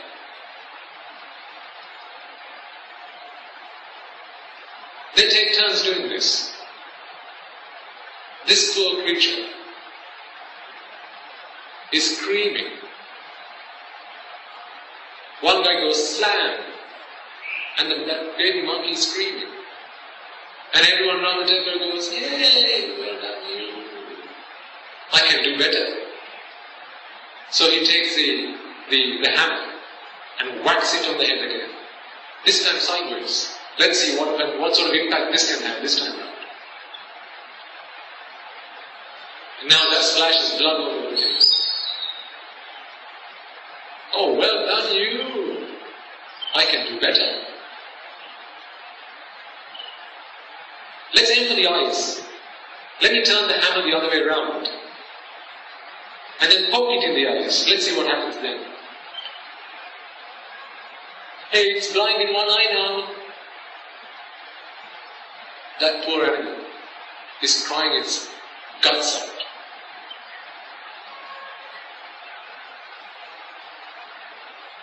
Let's open its mouth and pull out all its teeth. Let's see what that does. By the way, I'm not telling this to you to feel sorry about the monkey. It's suffering the vipakas from the karmas that it did. It's suffering for the results of the karmas that it did. Forget the monkey. Think about what these people are doing right now. Think about the karma that they're generating with each slam of that hammer. With each whack of that hammer. What are they doing? They're hurting another animal. What happens when those vipakas come back to bite them? You forget all of that, right? That becomes the newest trend. People see these things on TV, people see these things, their friends doing these things, and now everyone wants to do it. Everyone wants to have this kind of restaurant in town. And I'm sure you'll know about this. There are restaurants in Japan where you can walk in and you can say, "That's the fish I want to have for dinner tonight." It's swimming in its tank, not knowing that it's living to see its last day. And then they walk up to the tank, take the fish out of the tank, and then in it goes into a pan of boiling hot oil. people don't realize the things that they are acquiring by doing these things. There was an Arahata Mahanse called Kalani Maharahata Mahanse. Some of you might have heard of this story. Kalani Maharahata Mahanse had to suffer a gruesome death, just the same as you'll have heard, I'm sure, of Harsha Mugala Maharahata Mahanse. Most of you will have. But perhaps not many of you will have heard of Kalani Maharahata Mahanse. He suffered a gruesome death. He died by burning alive in a pot of boiling oil. That's how he was murdered. He was killed.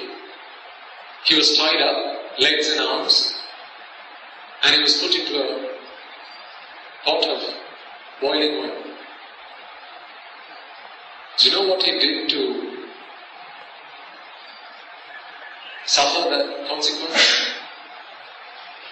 When he was in a previous birth, not even in that birth, in a previous birth, he'd taken a fly, just a petty fly, and put it into a cup of hot milk.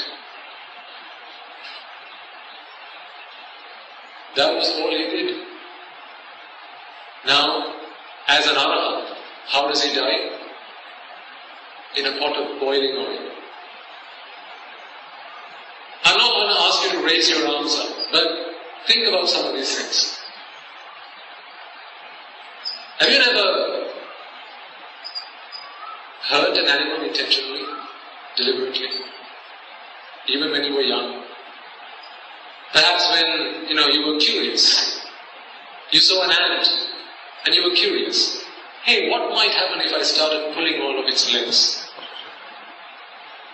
apart, one at a time? What might happen? What might happen if I take a cockroach and start pulling each of its legs? What might happen if I start chopping it up? At one sermon I was speaking about what I'm speaking right now, and at the end of that sermon someone came in. This was a boy of the age of 17. He came and said, Swami Mahatma, I can't say how grateful I am that you explained to me the consequences of doing these things. Because as a young boy, I remember how I took a pet goldfish from my tank at home and threw it into a pot of boiling oil.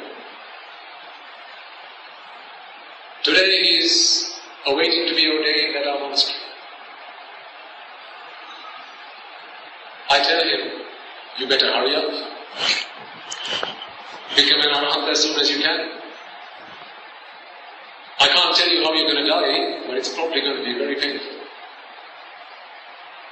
I can't tell you, ladies and gentlemen, what consequences you'll have to suffer for the things you've done in this birth or in the past. But they will come to bite you. This is why there is nowhere you can go to escape this. There is no hope in the Kama Lokas. There is no hope in the Rupa Lokas or in the Arupa Lokas. Mugalan Maharahata Mahanse was one of the Buddha's chief disciples, and you know how he passed away. How do you know what things you've done in the past? And even in this life, and then with him came another friend and he said, Swami Mahansa, I feel so bad. As a young child once, I was playing in the garden and I saw a cat. I picked up a stone and I threw it, just to see what might happen. It hit the animal on the head and it fell dead. Will that come and will I have to bear the consequences? And I asked him, well, guess what? Why don't you have a guess? So, I invite you all to think about your own lives. Have you never hurt anybody?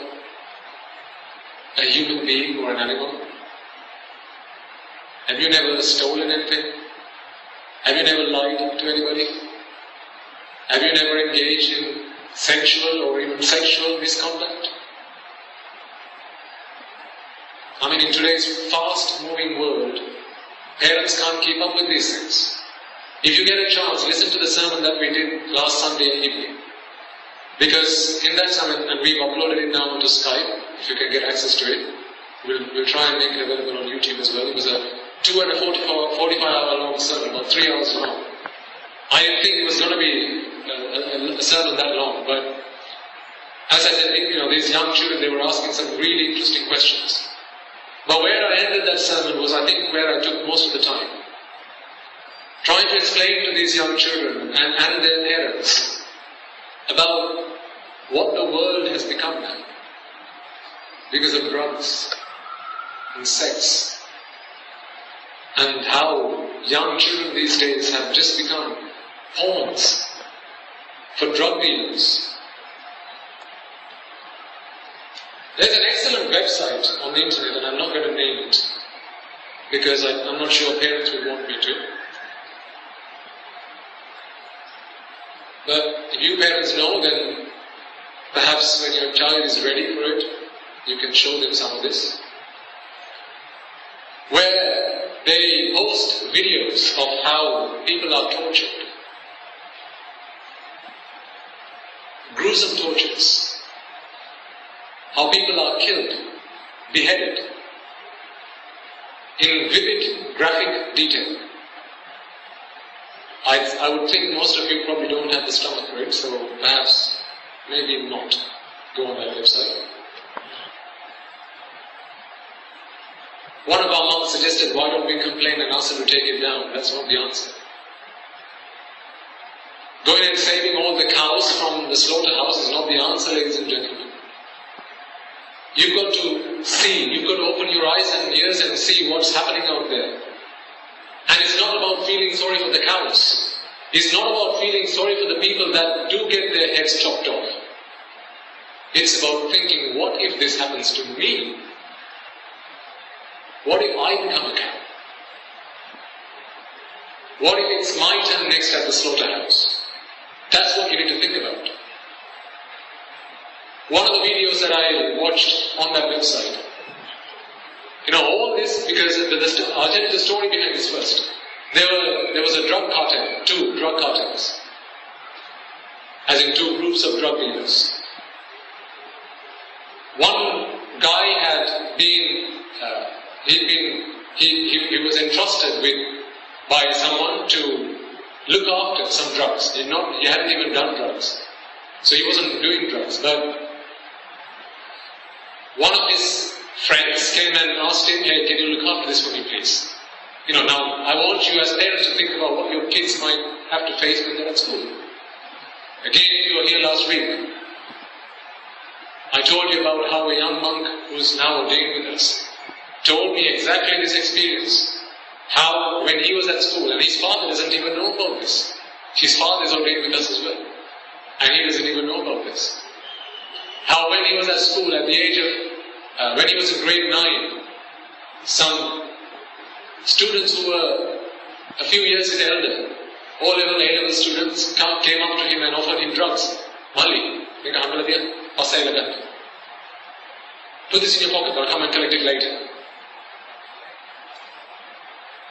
The guy doesn't come back. But the word goes out that this kid now has drugs on him. It happens to be that these drugs have been stolen from the other cartel. So I'll come back to the story of the video. If this kind of thing happens, this is what might happen to your children. Mothers, fathers, this is why I want to share the story with you. This guy gets caught. He gets brought to this building that's in the middle of nowhere. People don't even know of his existence. It's a slaughterhouse, not for cows, not for pigs, for human beings.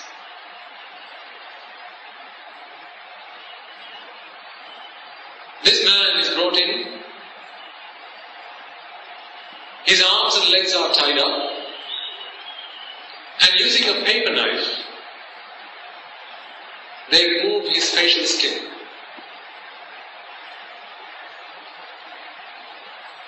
This is called flaying. They remove his skin. His facial skin is removed. Now all you see is a pool of red. You can see his teeth.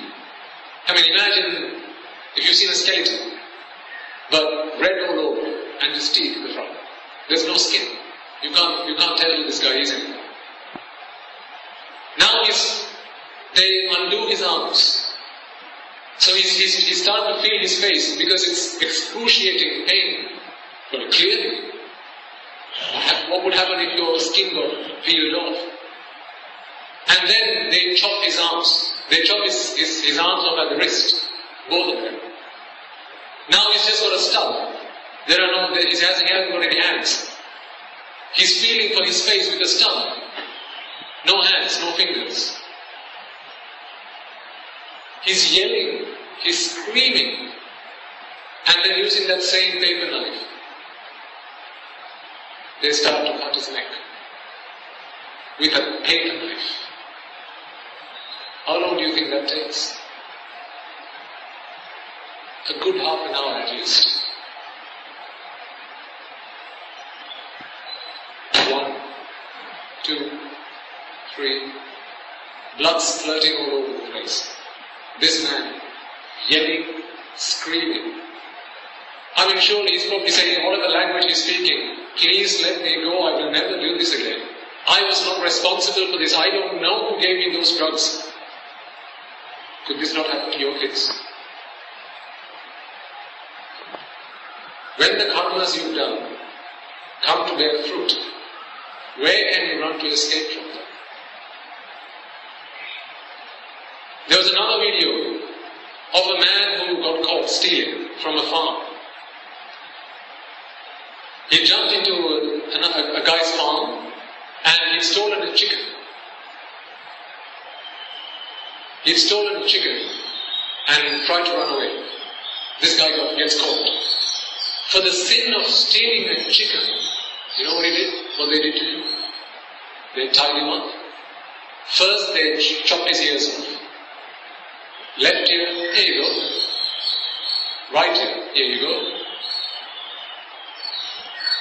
And then again they take a knife, a saw this time, and start sawing him at the neck until he dies. For the sin of stealing, that was the crime he did. Steal a chicken.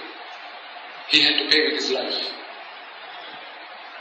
Ladies and gentlemen, this is the society that you live in today. The internet's full of this kind of stuff. You take one site down, you think next day there's not going to be another site. You close down one slaughterhouse, you think next day there's not going to be another slaughterhouse. You think you take down one drug cartel, there's not going to be another one the following day. Where's the end to this? The answer is not in closing down slaughterhouses. The answer is not in taking down drug cartels. I mean, yes, the authorities will try to do that. But if you want to save yourselves, if you want to save your children, the only answer is the Dhamma.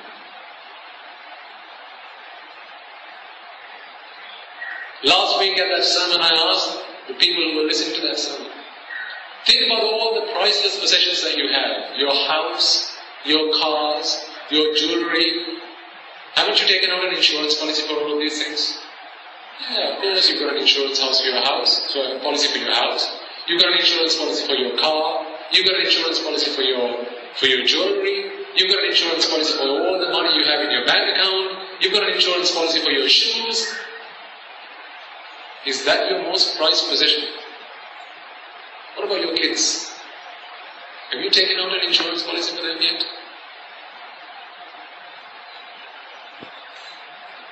What insurance policy can you take out that's going to save them? The Dhamma is the only insurance policy that can save them. You can give them all the riches you want, you have. You can give them all the wealth you have. You can give them 10 houses, 6 cars, 3 wives. Is that going to save them when the drug cartels come looking for them? You think you know what your kids do when they get to school? Do you think they come and tell you everything they do at school? Really?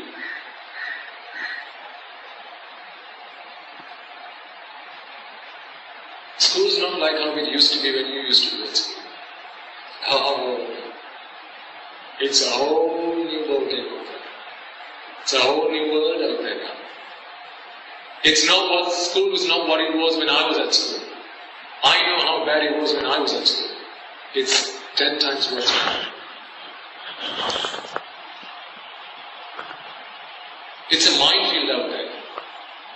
Everyone's out to get them.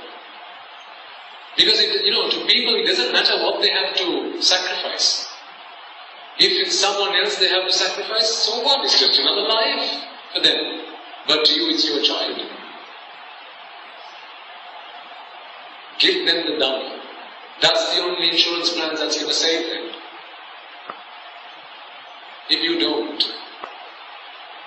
then be prepared.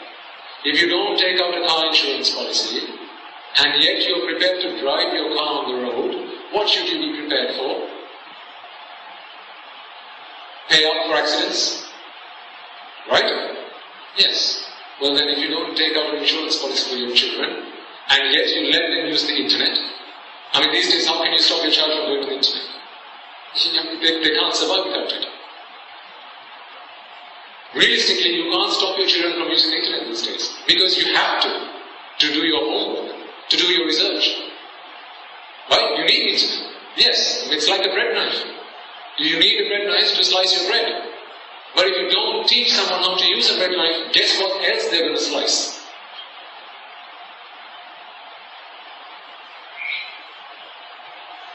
Protect your children before you let them out in the world.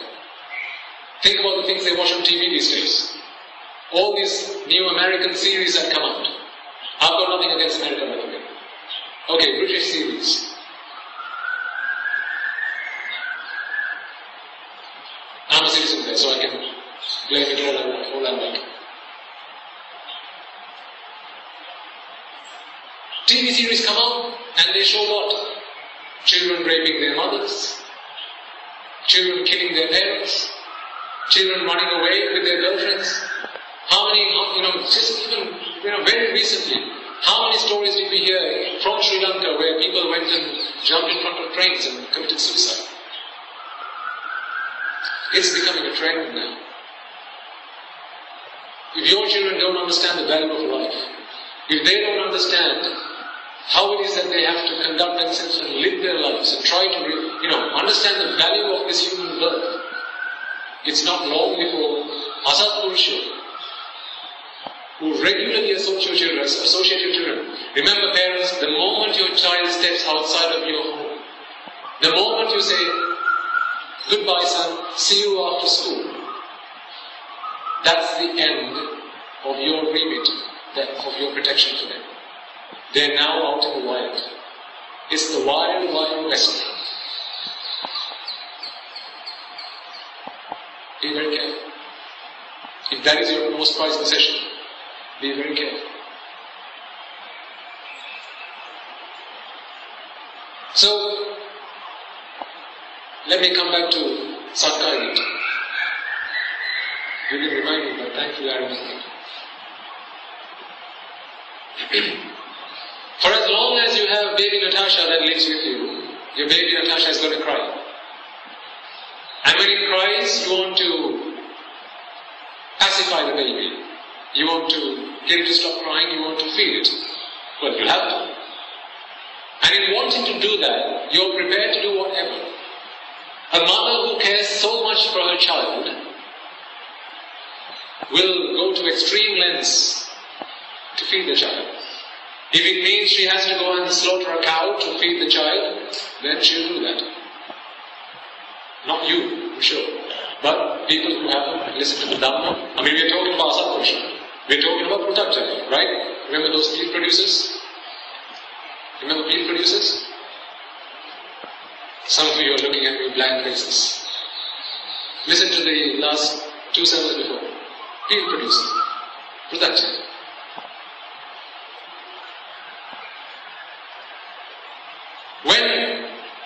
When the mother has no understanding of the Dhamma, she is prepared to go to any length to feed her child, to protect her child. Think about the things that you need to protect your children.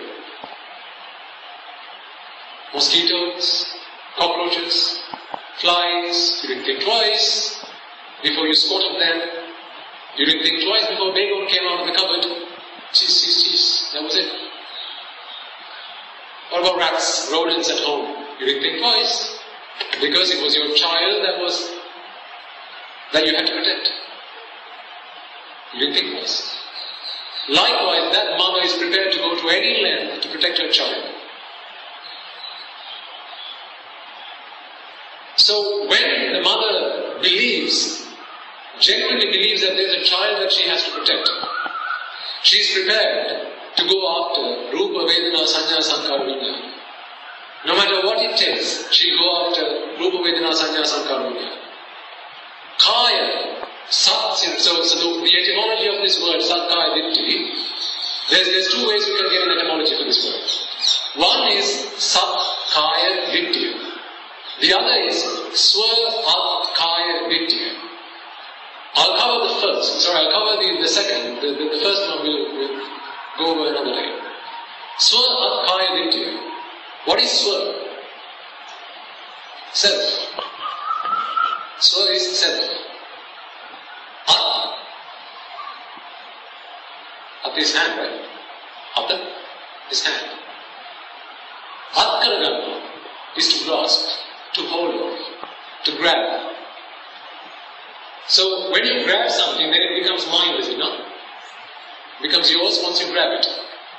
So me and mine. Mama, Sah, Mage. Swa, At. Kaya, Ditti. Kaya is aggregates. What aggregates? Rupa, Vedana, Sanya, Sankara, Vijnana, the 5 aggregates. Skandha.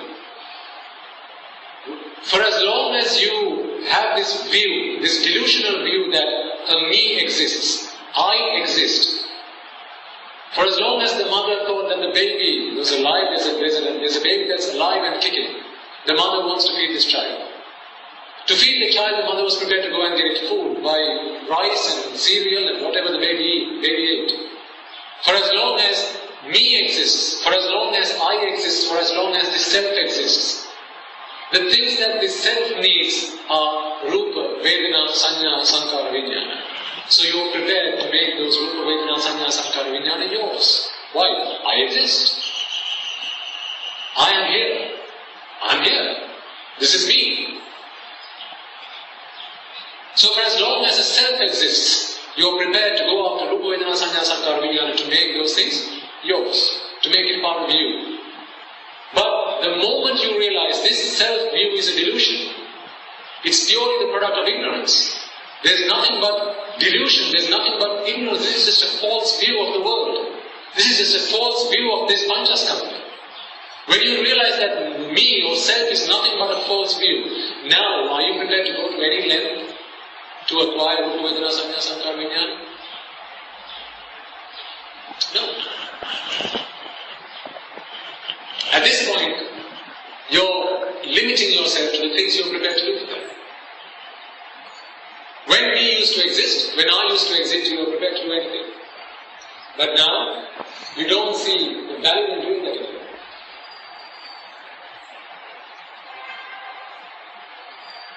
Can you all excuse me for 5 minutes? I'll need to attend to something. I'll be right back. Okay? Sorry, I've not been feeling too well lately. This is why I had to leave you briefly. It doesn't matter how unwell I feel, as long as my heart's beating and I can breathe and I can keep myself up, I'll come and preach to you. That's how my Shastra say. That's what leading for me. If these sermons are able to help just one person release themselves from the shackles of samsara, that's all that matters. We don't need numbers. We just need intelligent people. People who are willing to listen, willing to apply what they learn into their lives, willing to practice. We want people who want to become warriors. So, I'm sorry I had to interrupt your samadhi, but I couldn't avoid it. Again, it's a lesson for me. Who brought this on myself? I brought it on myself.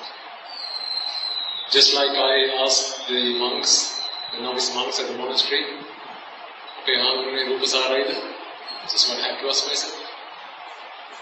Are sights worth looking at? Are sounds worth listening to? Are smells worth taking in? Tastes worth it?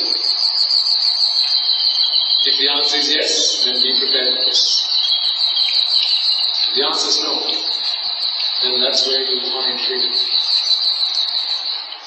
So, we were talking about Sattva, identity, and Sila Paramas. Swa At Kaya Ditya. Swa being self, At being making mind, making something yours, mine, okay? Kaya being the aggregates, Rupa Kaya, Shabda Kaya, Gandha Kaya, Rasa Kaya, Pottabha Kaya. In other words, you can also take it as being Rupa Vedana Sanatha. Okay? So the view that Rupa Vedana Sanatha becomes Satkaya Vitti. Swa Atkaya Vitti. But it can only become me and mine for as long as me exists. You can only write about myself if I existed. In fact, when you were asked to write about myself, what did you write about? If I asked you to write about or think about me, think about 5 things about me right now. I'll give you 15 seconds. Think about me, 5 things about me.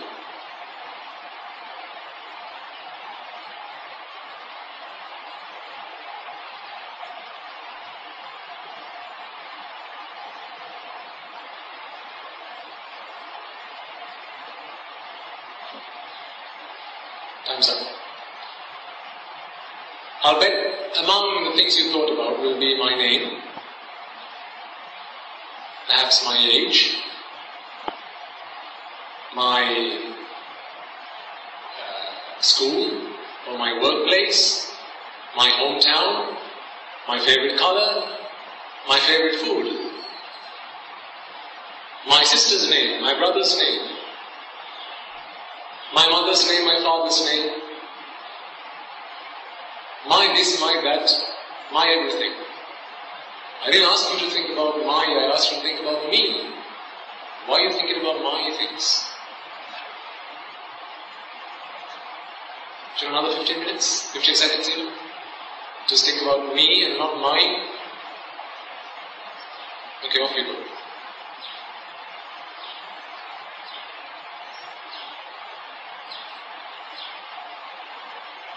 Don't come up with my things. Just give me me. Doesn't matter whether I give you 15 seconds or 15 minutes or 15 hours, you're going to struggle with this. Because no matter how hard you think about me, all you can think about is mine.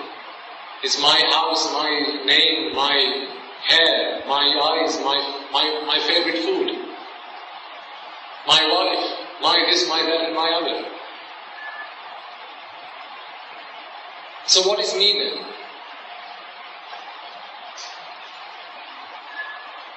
When you collect all the things that are mine, isn't that when me materializes out of nowhere?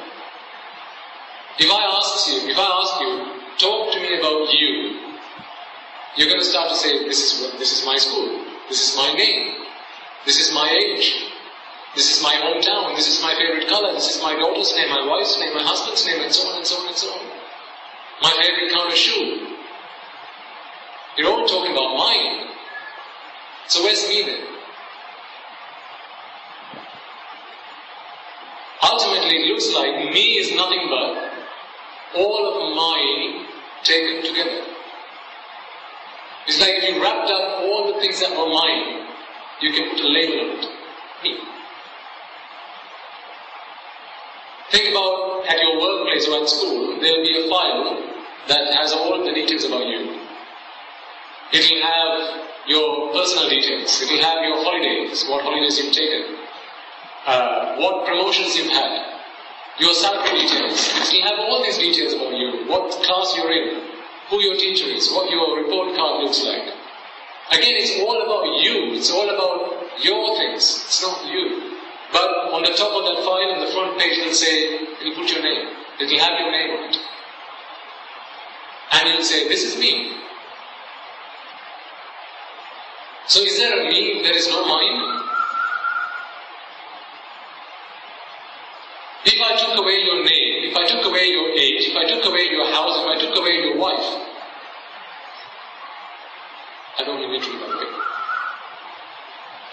If I took away everything that you call mine, what would you talk about when I asked you to talk about me?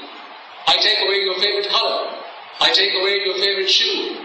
I take away all the things that you say are mine, mine, mine, mine, and mine. I've taken away all of these things. Now I ask you to speak about me. Is there anything you can say?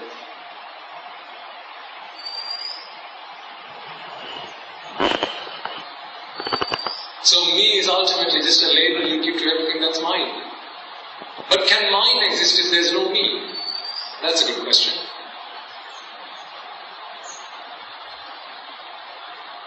Do you have any daughters, madam? Just sons? How many sons? 2 sons. What's your daughter's name? No? She says she hasn't got any daughters.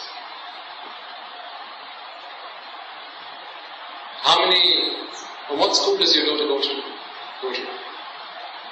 No, your daughter, what school does she go to? There's no daughter.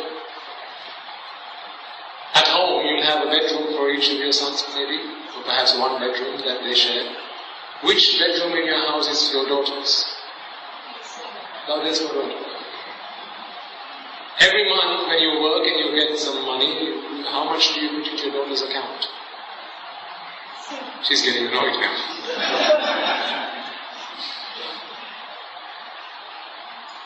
There's no daughter.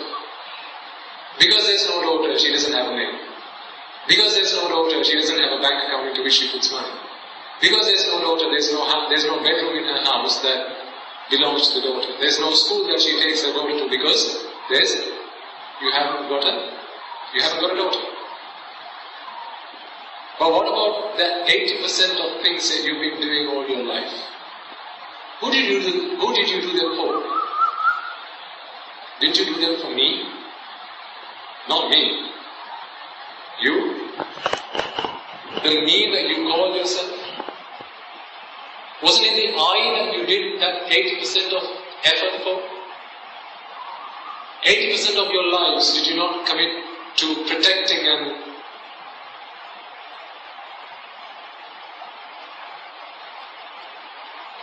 making sure that I that lives somewhere inside of you was able to sustain itself? You climbed Siri for whom? For me. So where is that me now? If you realize today that me is nothing but the product of ignorance, well, you didn't name your daughter that you didn't have. You didn't work hard and save money for the daughter you never had. You didn't set aside a bedroom for the daughter that you never had. You didn't take your child to school, or you didn't take a daughter to school for the daughter that you never had. So why do you work so hard for the me that you don't have? This me is nothing but a delusional view. So when you realize that this me is purely the product of ignorance, for as long as I have avidya, I am going to feel a me inside of me. But if you understand that well, from that point forward, this Rupa Vedana Sanya Sankara Vijnana that you went after all your life to sustain me, you are no longer going to have an interest in. That is where that view that you have, Sakkaya Ditthi, Swa Arkaya Ditthi, goes away.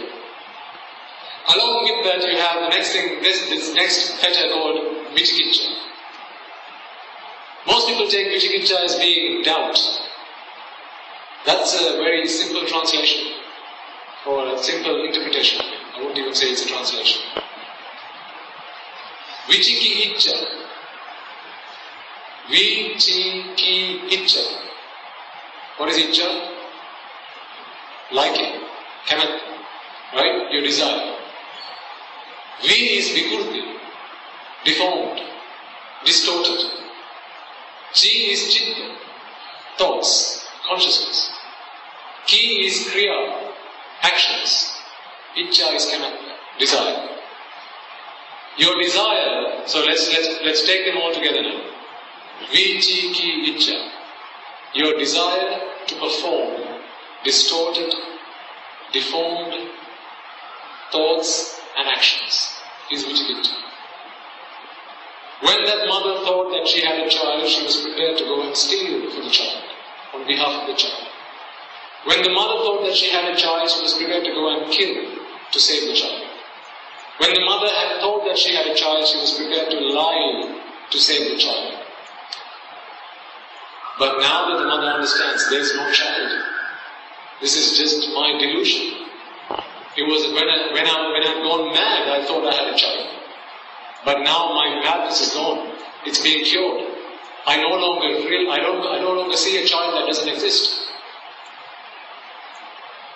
Now, is that mother prepared to go and kill for a child that doesn't really exist? Would you kill for a child that doesn't exist? Would you steal to feed a child that doesn't exist? I mean, you didn't even set aside a bedroom for a child that doesn't exist, let alone kill, let alone steal. You would lie for a child that doesn't exist. So what about your baby Natasha? This thing you call self. When you realize that this self is nothing but a delusion to you, it's nothing but the product of ignorance, you are no longer prepared to do the dasapusana, the 10 unwholesome deeds. Pranagata, killing, adattadana, stealing, kamesamichachara, avidya, kamesamichachara, which is engaging in sensual misconduct, musavada, lying, parushavasha, using harsh words, visunavasha, slandering, samprapralapa, frivolous speech, then avidya, which is ignorance, avidya, covetousness, and vyapa, hatred.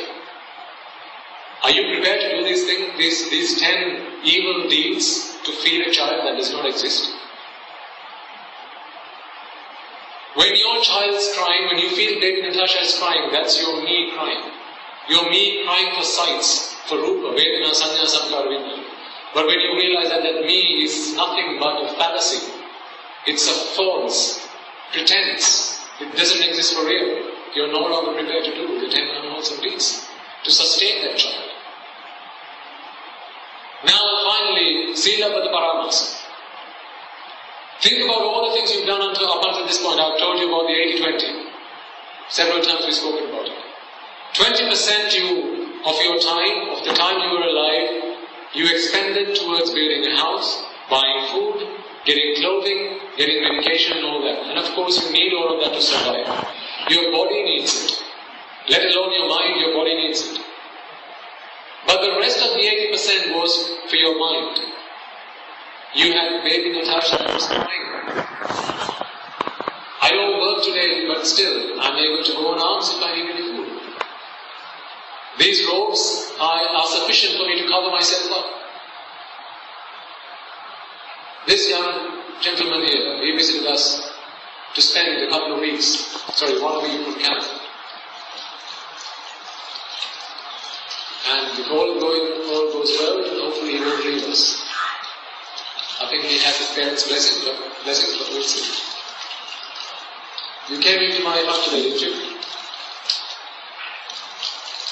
It's no bigger than this stage that I'm in. This front hall. Just enough for one person to sleep. When you stand up, your head almost touches the roof. That's all I need. That is for my body. But a mansion that I used to own when I was a layperson, that was not for my body. That was for baby Natasha. I killed it.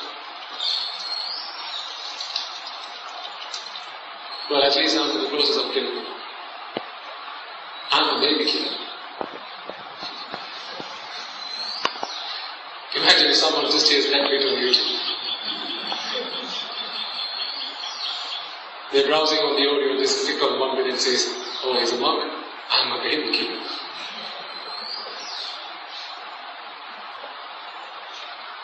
Because it's that baby, that me, that self within me that I've been trying to sustain all my life. And that's why I went to school, that's why I studied, that's why I did my O-levels, that's why I did my A-levels. That's why I went and did a degree. That's why I went and got myself a job. That's why I went and tried to earn a lot of money. Bought houses, bought cars, got married. All these things was to feed that baby that used to cry inside of me. But now that I realize that that baby does not really exist, I'm not prepared to go do all those things again.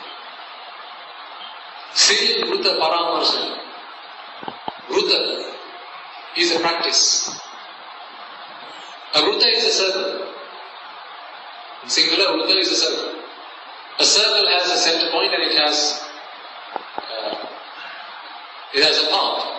That is a circle, fixed distance from the center, right? Which is the radius. So when you conduct yourself within that radius, or within the path, you are conducting yourself towards one purpose. And all my life I conducted myself, my speech, my actions and my thoughts were to sustain baby Natasha, was to keep her alive, was to feed her. Whenever the baby cried, I was willing to go and work harder. She said, Dad, I want a bigger house. I said, okay, I'll go work harder.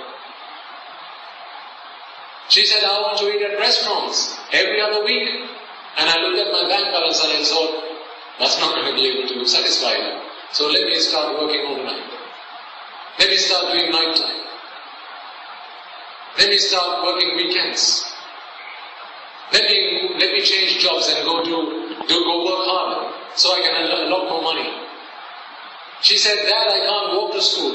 And then I said, okay, hold on, I'll go buy a car. Then I went and bought a car. And she said, I'm not happy with this car, I want a bigger car. And then I went and bought a bigger car. On finance.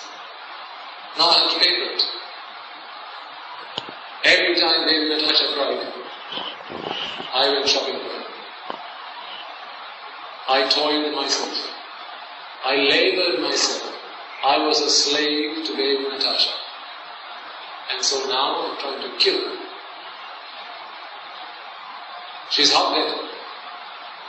There's still another half that I need to sort out. So, I hope from today's sermon, you will have taken something that helps you to understand more about yourself. The Dhamma is not something to understand the person next door, as I said in the beginning. It's not to understand how the universe came into being, or how the suns and the moons and the stars were created. Yes, the Dhamma can explain, but that's not the purpose of Dhamma. Remember, you're all suffering. You're all caught in this cage. And once you're in this cage, it's like a rat cage. Once you're caught in the rat cage, whoever set that trap up can come and do anything he likes to you, right? Think, if you ever set a rat cage up, once the rat gets caught in the cage, if you own the cage, you can now go do whatever you like to the rat, can't you? A rat or a mouse or whatever. You can do whatever you like. If you want to chop it in half, you can chop it in half. If you want to burn it alive, you can burn it alive. If you want to skin it dead, you can skin it dead. If you want to take it to the lab and start experimenting on it, you can do that as well. Well, now think about you. Once you're all stuck in a cage, can't Mara come and do whatever he likes to you? I'm talking about Mara as a personification of death that's on its way to you. Old age is on its way to you. Sickness is on its way to you. The reason that you got stuck, the reason that you're going to have to suffer from all these three things is because you were born in the first place. If you don't find a way to get out of this cage, once and for all. You're going to suffer endlessly. This is why when my dad brings me up, and he tells me about all the physical aches and pains and ailments that he suffers, all I can think of is, you're telling me everything that's going to happen to me in a few years' time. I don't feel sorry for you, Dad. I feel sorry for myself. It's coming. A storm's coming. The tsunami is coming, ladies and gentlemen. Save yourselves. Save your kids. Even while the tsunami is coming, there are still people coming, trying to steal what belongs to you. Tsunami is coming. And yet, there are people who come and steal from you. People who come and try to kill you. People who come to try to come and take what belongs to you.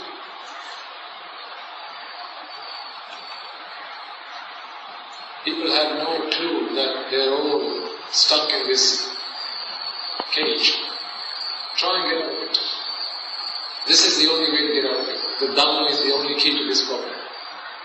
So make sure that when you come along to these sermons and you listen to the Dhamma, you don't leave what you heard as you leave this room.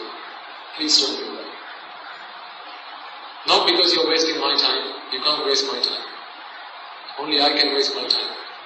Just as much as each of you are responsible for wasting your time. I'm not. You are. No one's forcing you to be here. You're sat here because you want to be here. So I can't waste your time. Every moment that passes by is a moment that you can never get back. All the years that pass by are years that you can never get back.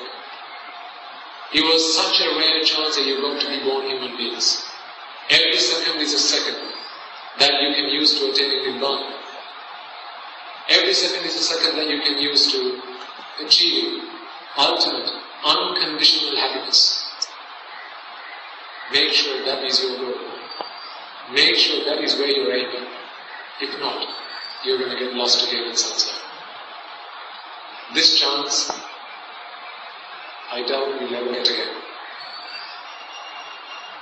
Think not that you will be born human again. Think not that when you will be born a human, if you will, there will be the Buddha's Dhamma. Think not that even if you will be born human again, you will be able to hear, you will be able to see, all your faculties will be working perfectly. Because if you think that's all going to happen again, you're mistaken. I didn't say that. The Buddha said. Okay. So, act wisely. Make sure you practice what you learn. Your lives are the labs in which you have to practice what you learned. And make every effort to save yourselves and your children.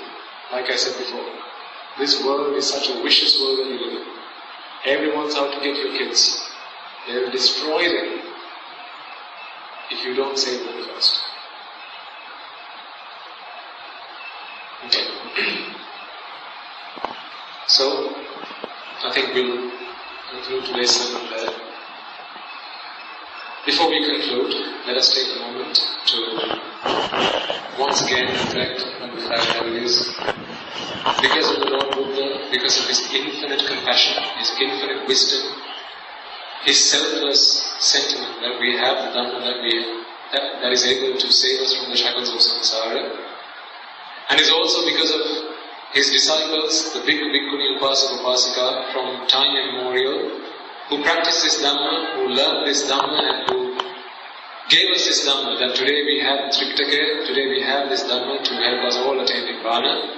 May all those Bhikkhu, Bhikkhuni, Upasaka, Upasika who once sacrificed their lives to save this Dhamma be able to find the supreme bliss of Nibbana. May the merits that we have all acquired today help them all achieve that purpose. Sadhu, sadhu, sadhu. And also, please take a moment to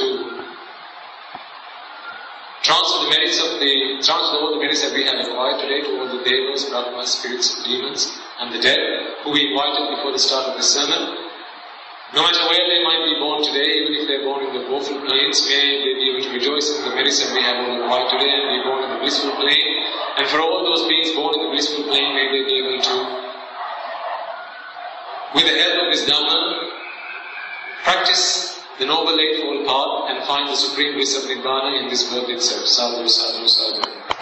And also, please take a moment to transfer all the merits that we have acquired today to all and everyone that made this event possible, to the most venerable Guru Dhamma Loka Nayak Swami Padaya Mahansa, and all the other monks who are resident in this temple, as well as all the ladies and gentlemen who worked hard to make this event success, who helped us in organizing this event, who made sure that there were seats and lights and microphones and all the technology that help us deliver the sermon, that help you listen to this sermon without trouble, as well as anyone that perhaps would have contributed towards making food and drink available to all of you. May all those that helped make this event success be able to rejoice in the merits that we have acquired today. May the merits help them practice the Noble Eightfold Path and be able to achieve the noble fruits of Nibbana in this birth itself. Sadhu, sadhu, sadhu. And finally, may you and I and everyone that is here appreciate and listen to this Dhamma, be able to attain the supreme bliss of Nibbana in the era of the Gautama Samma Sambuddhana.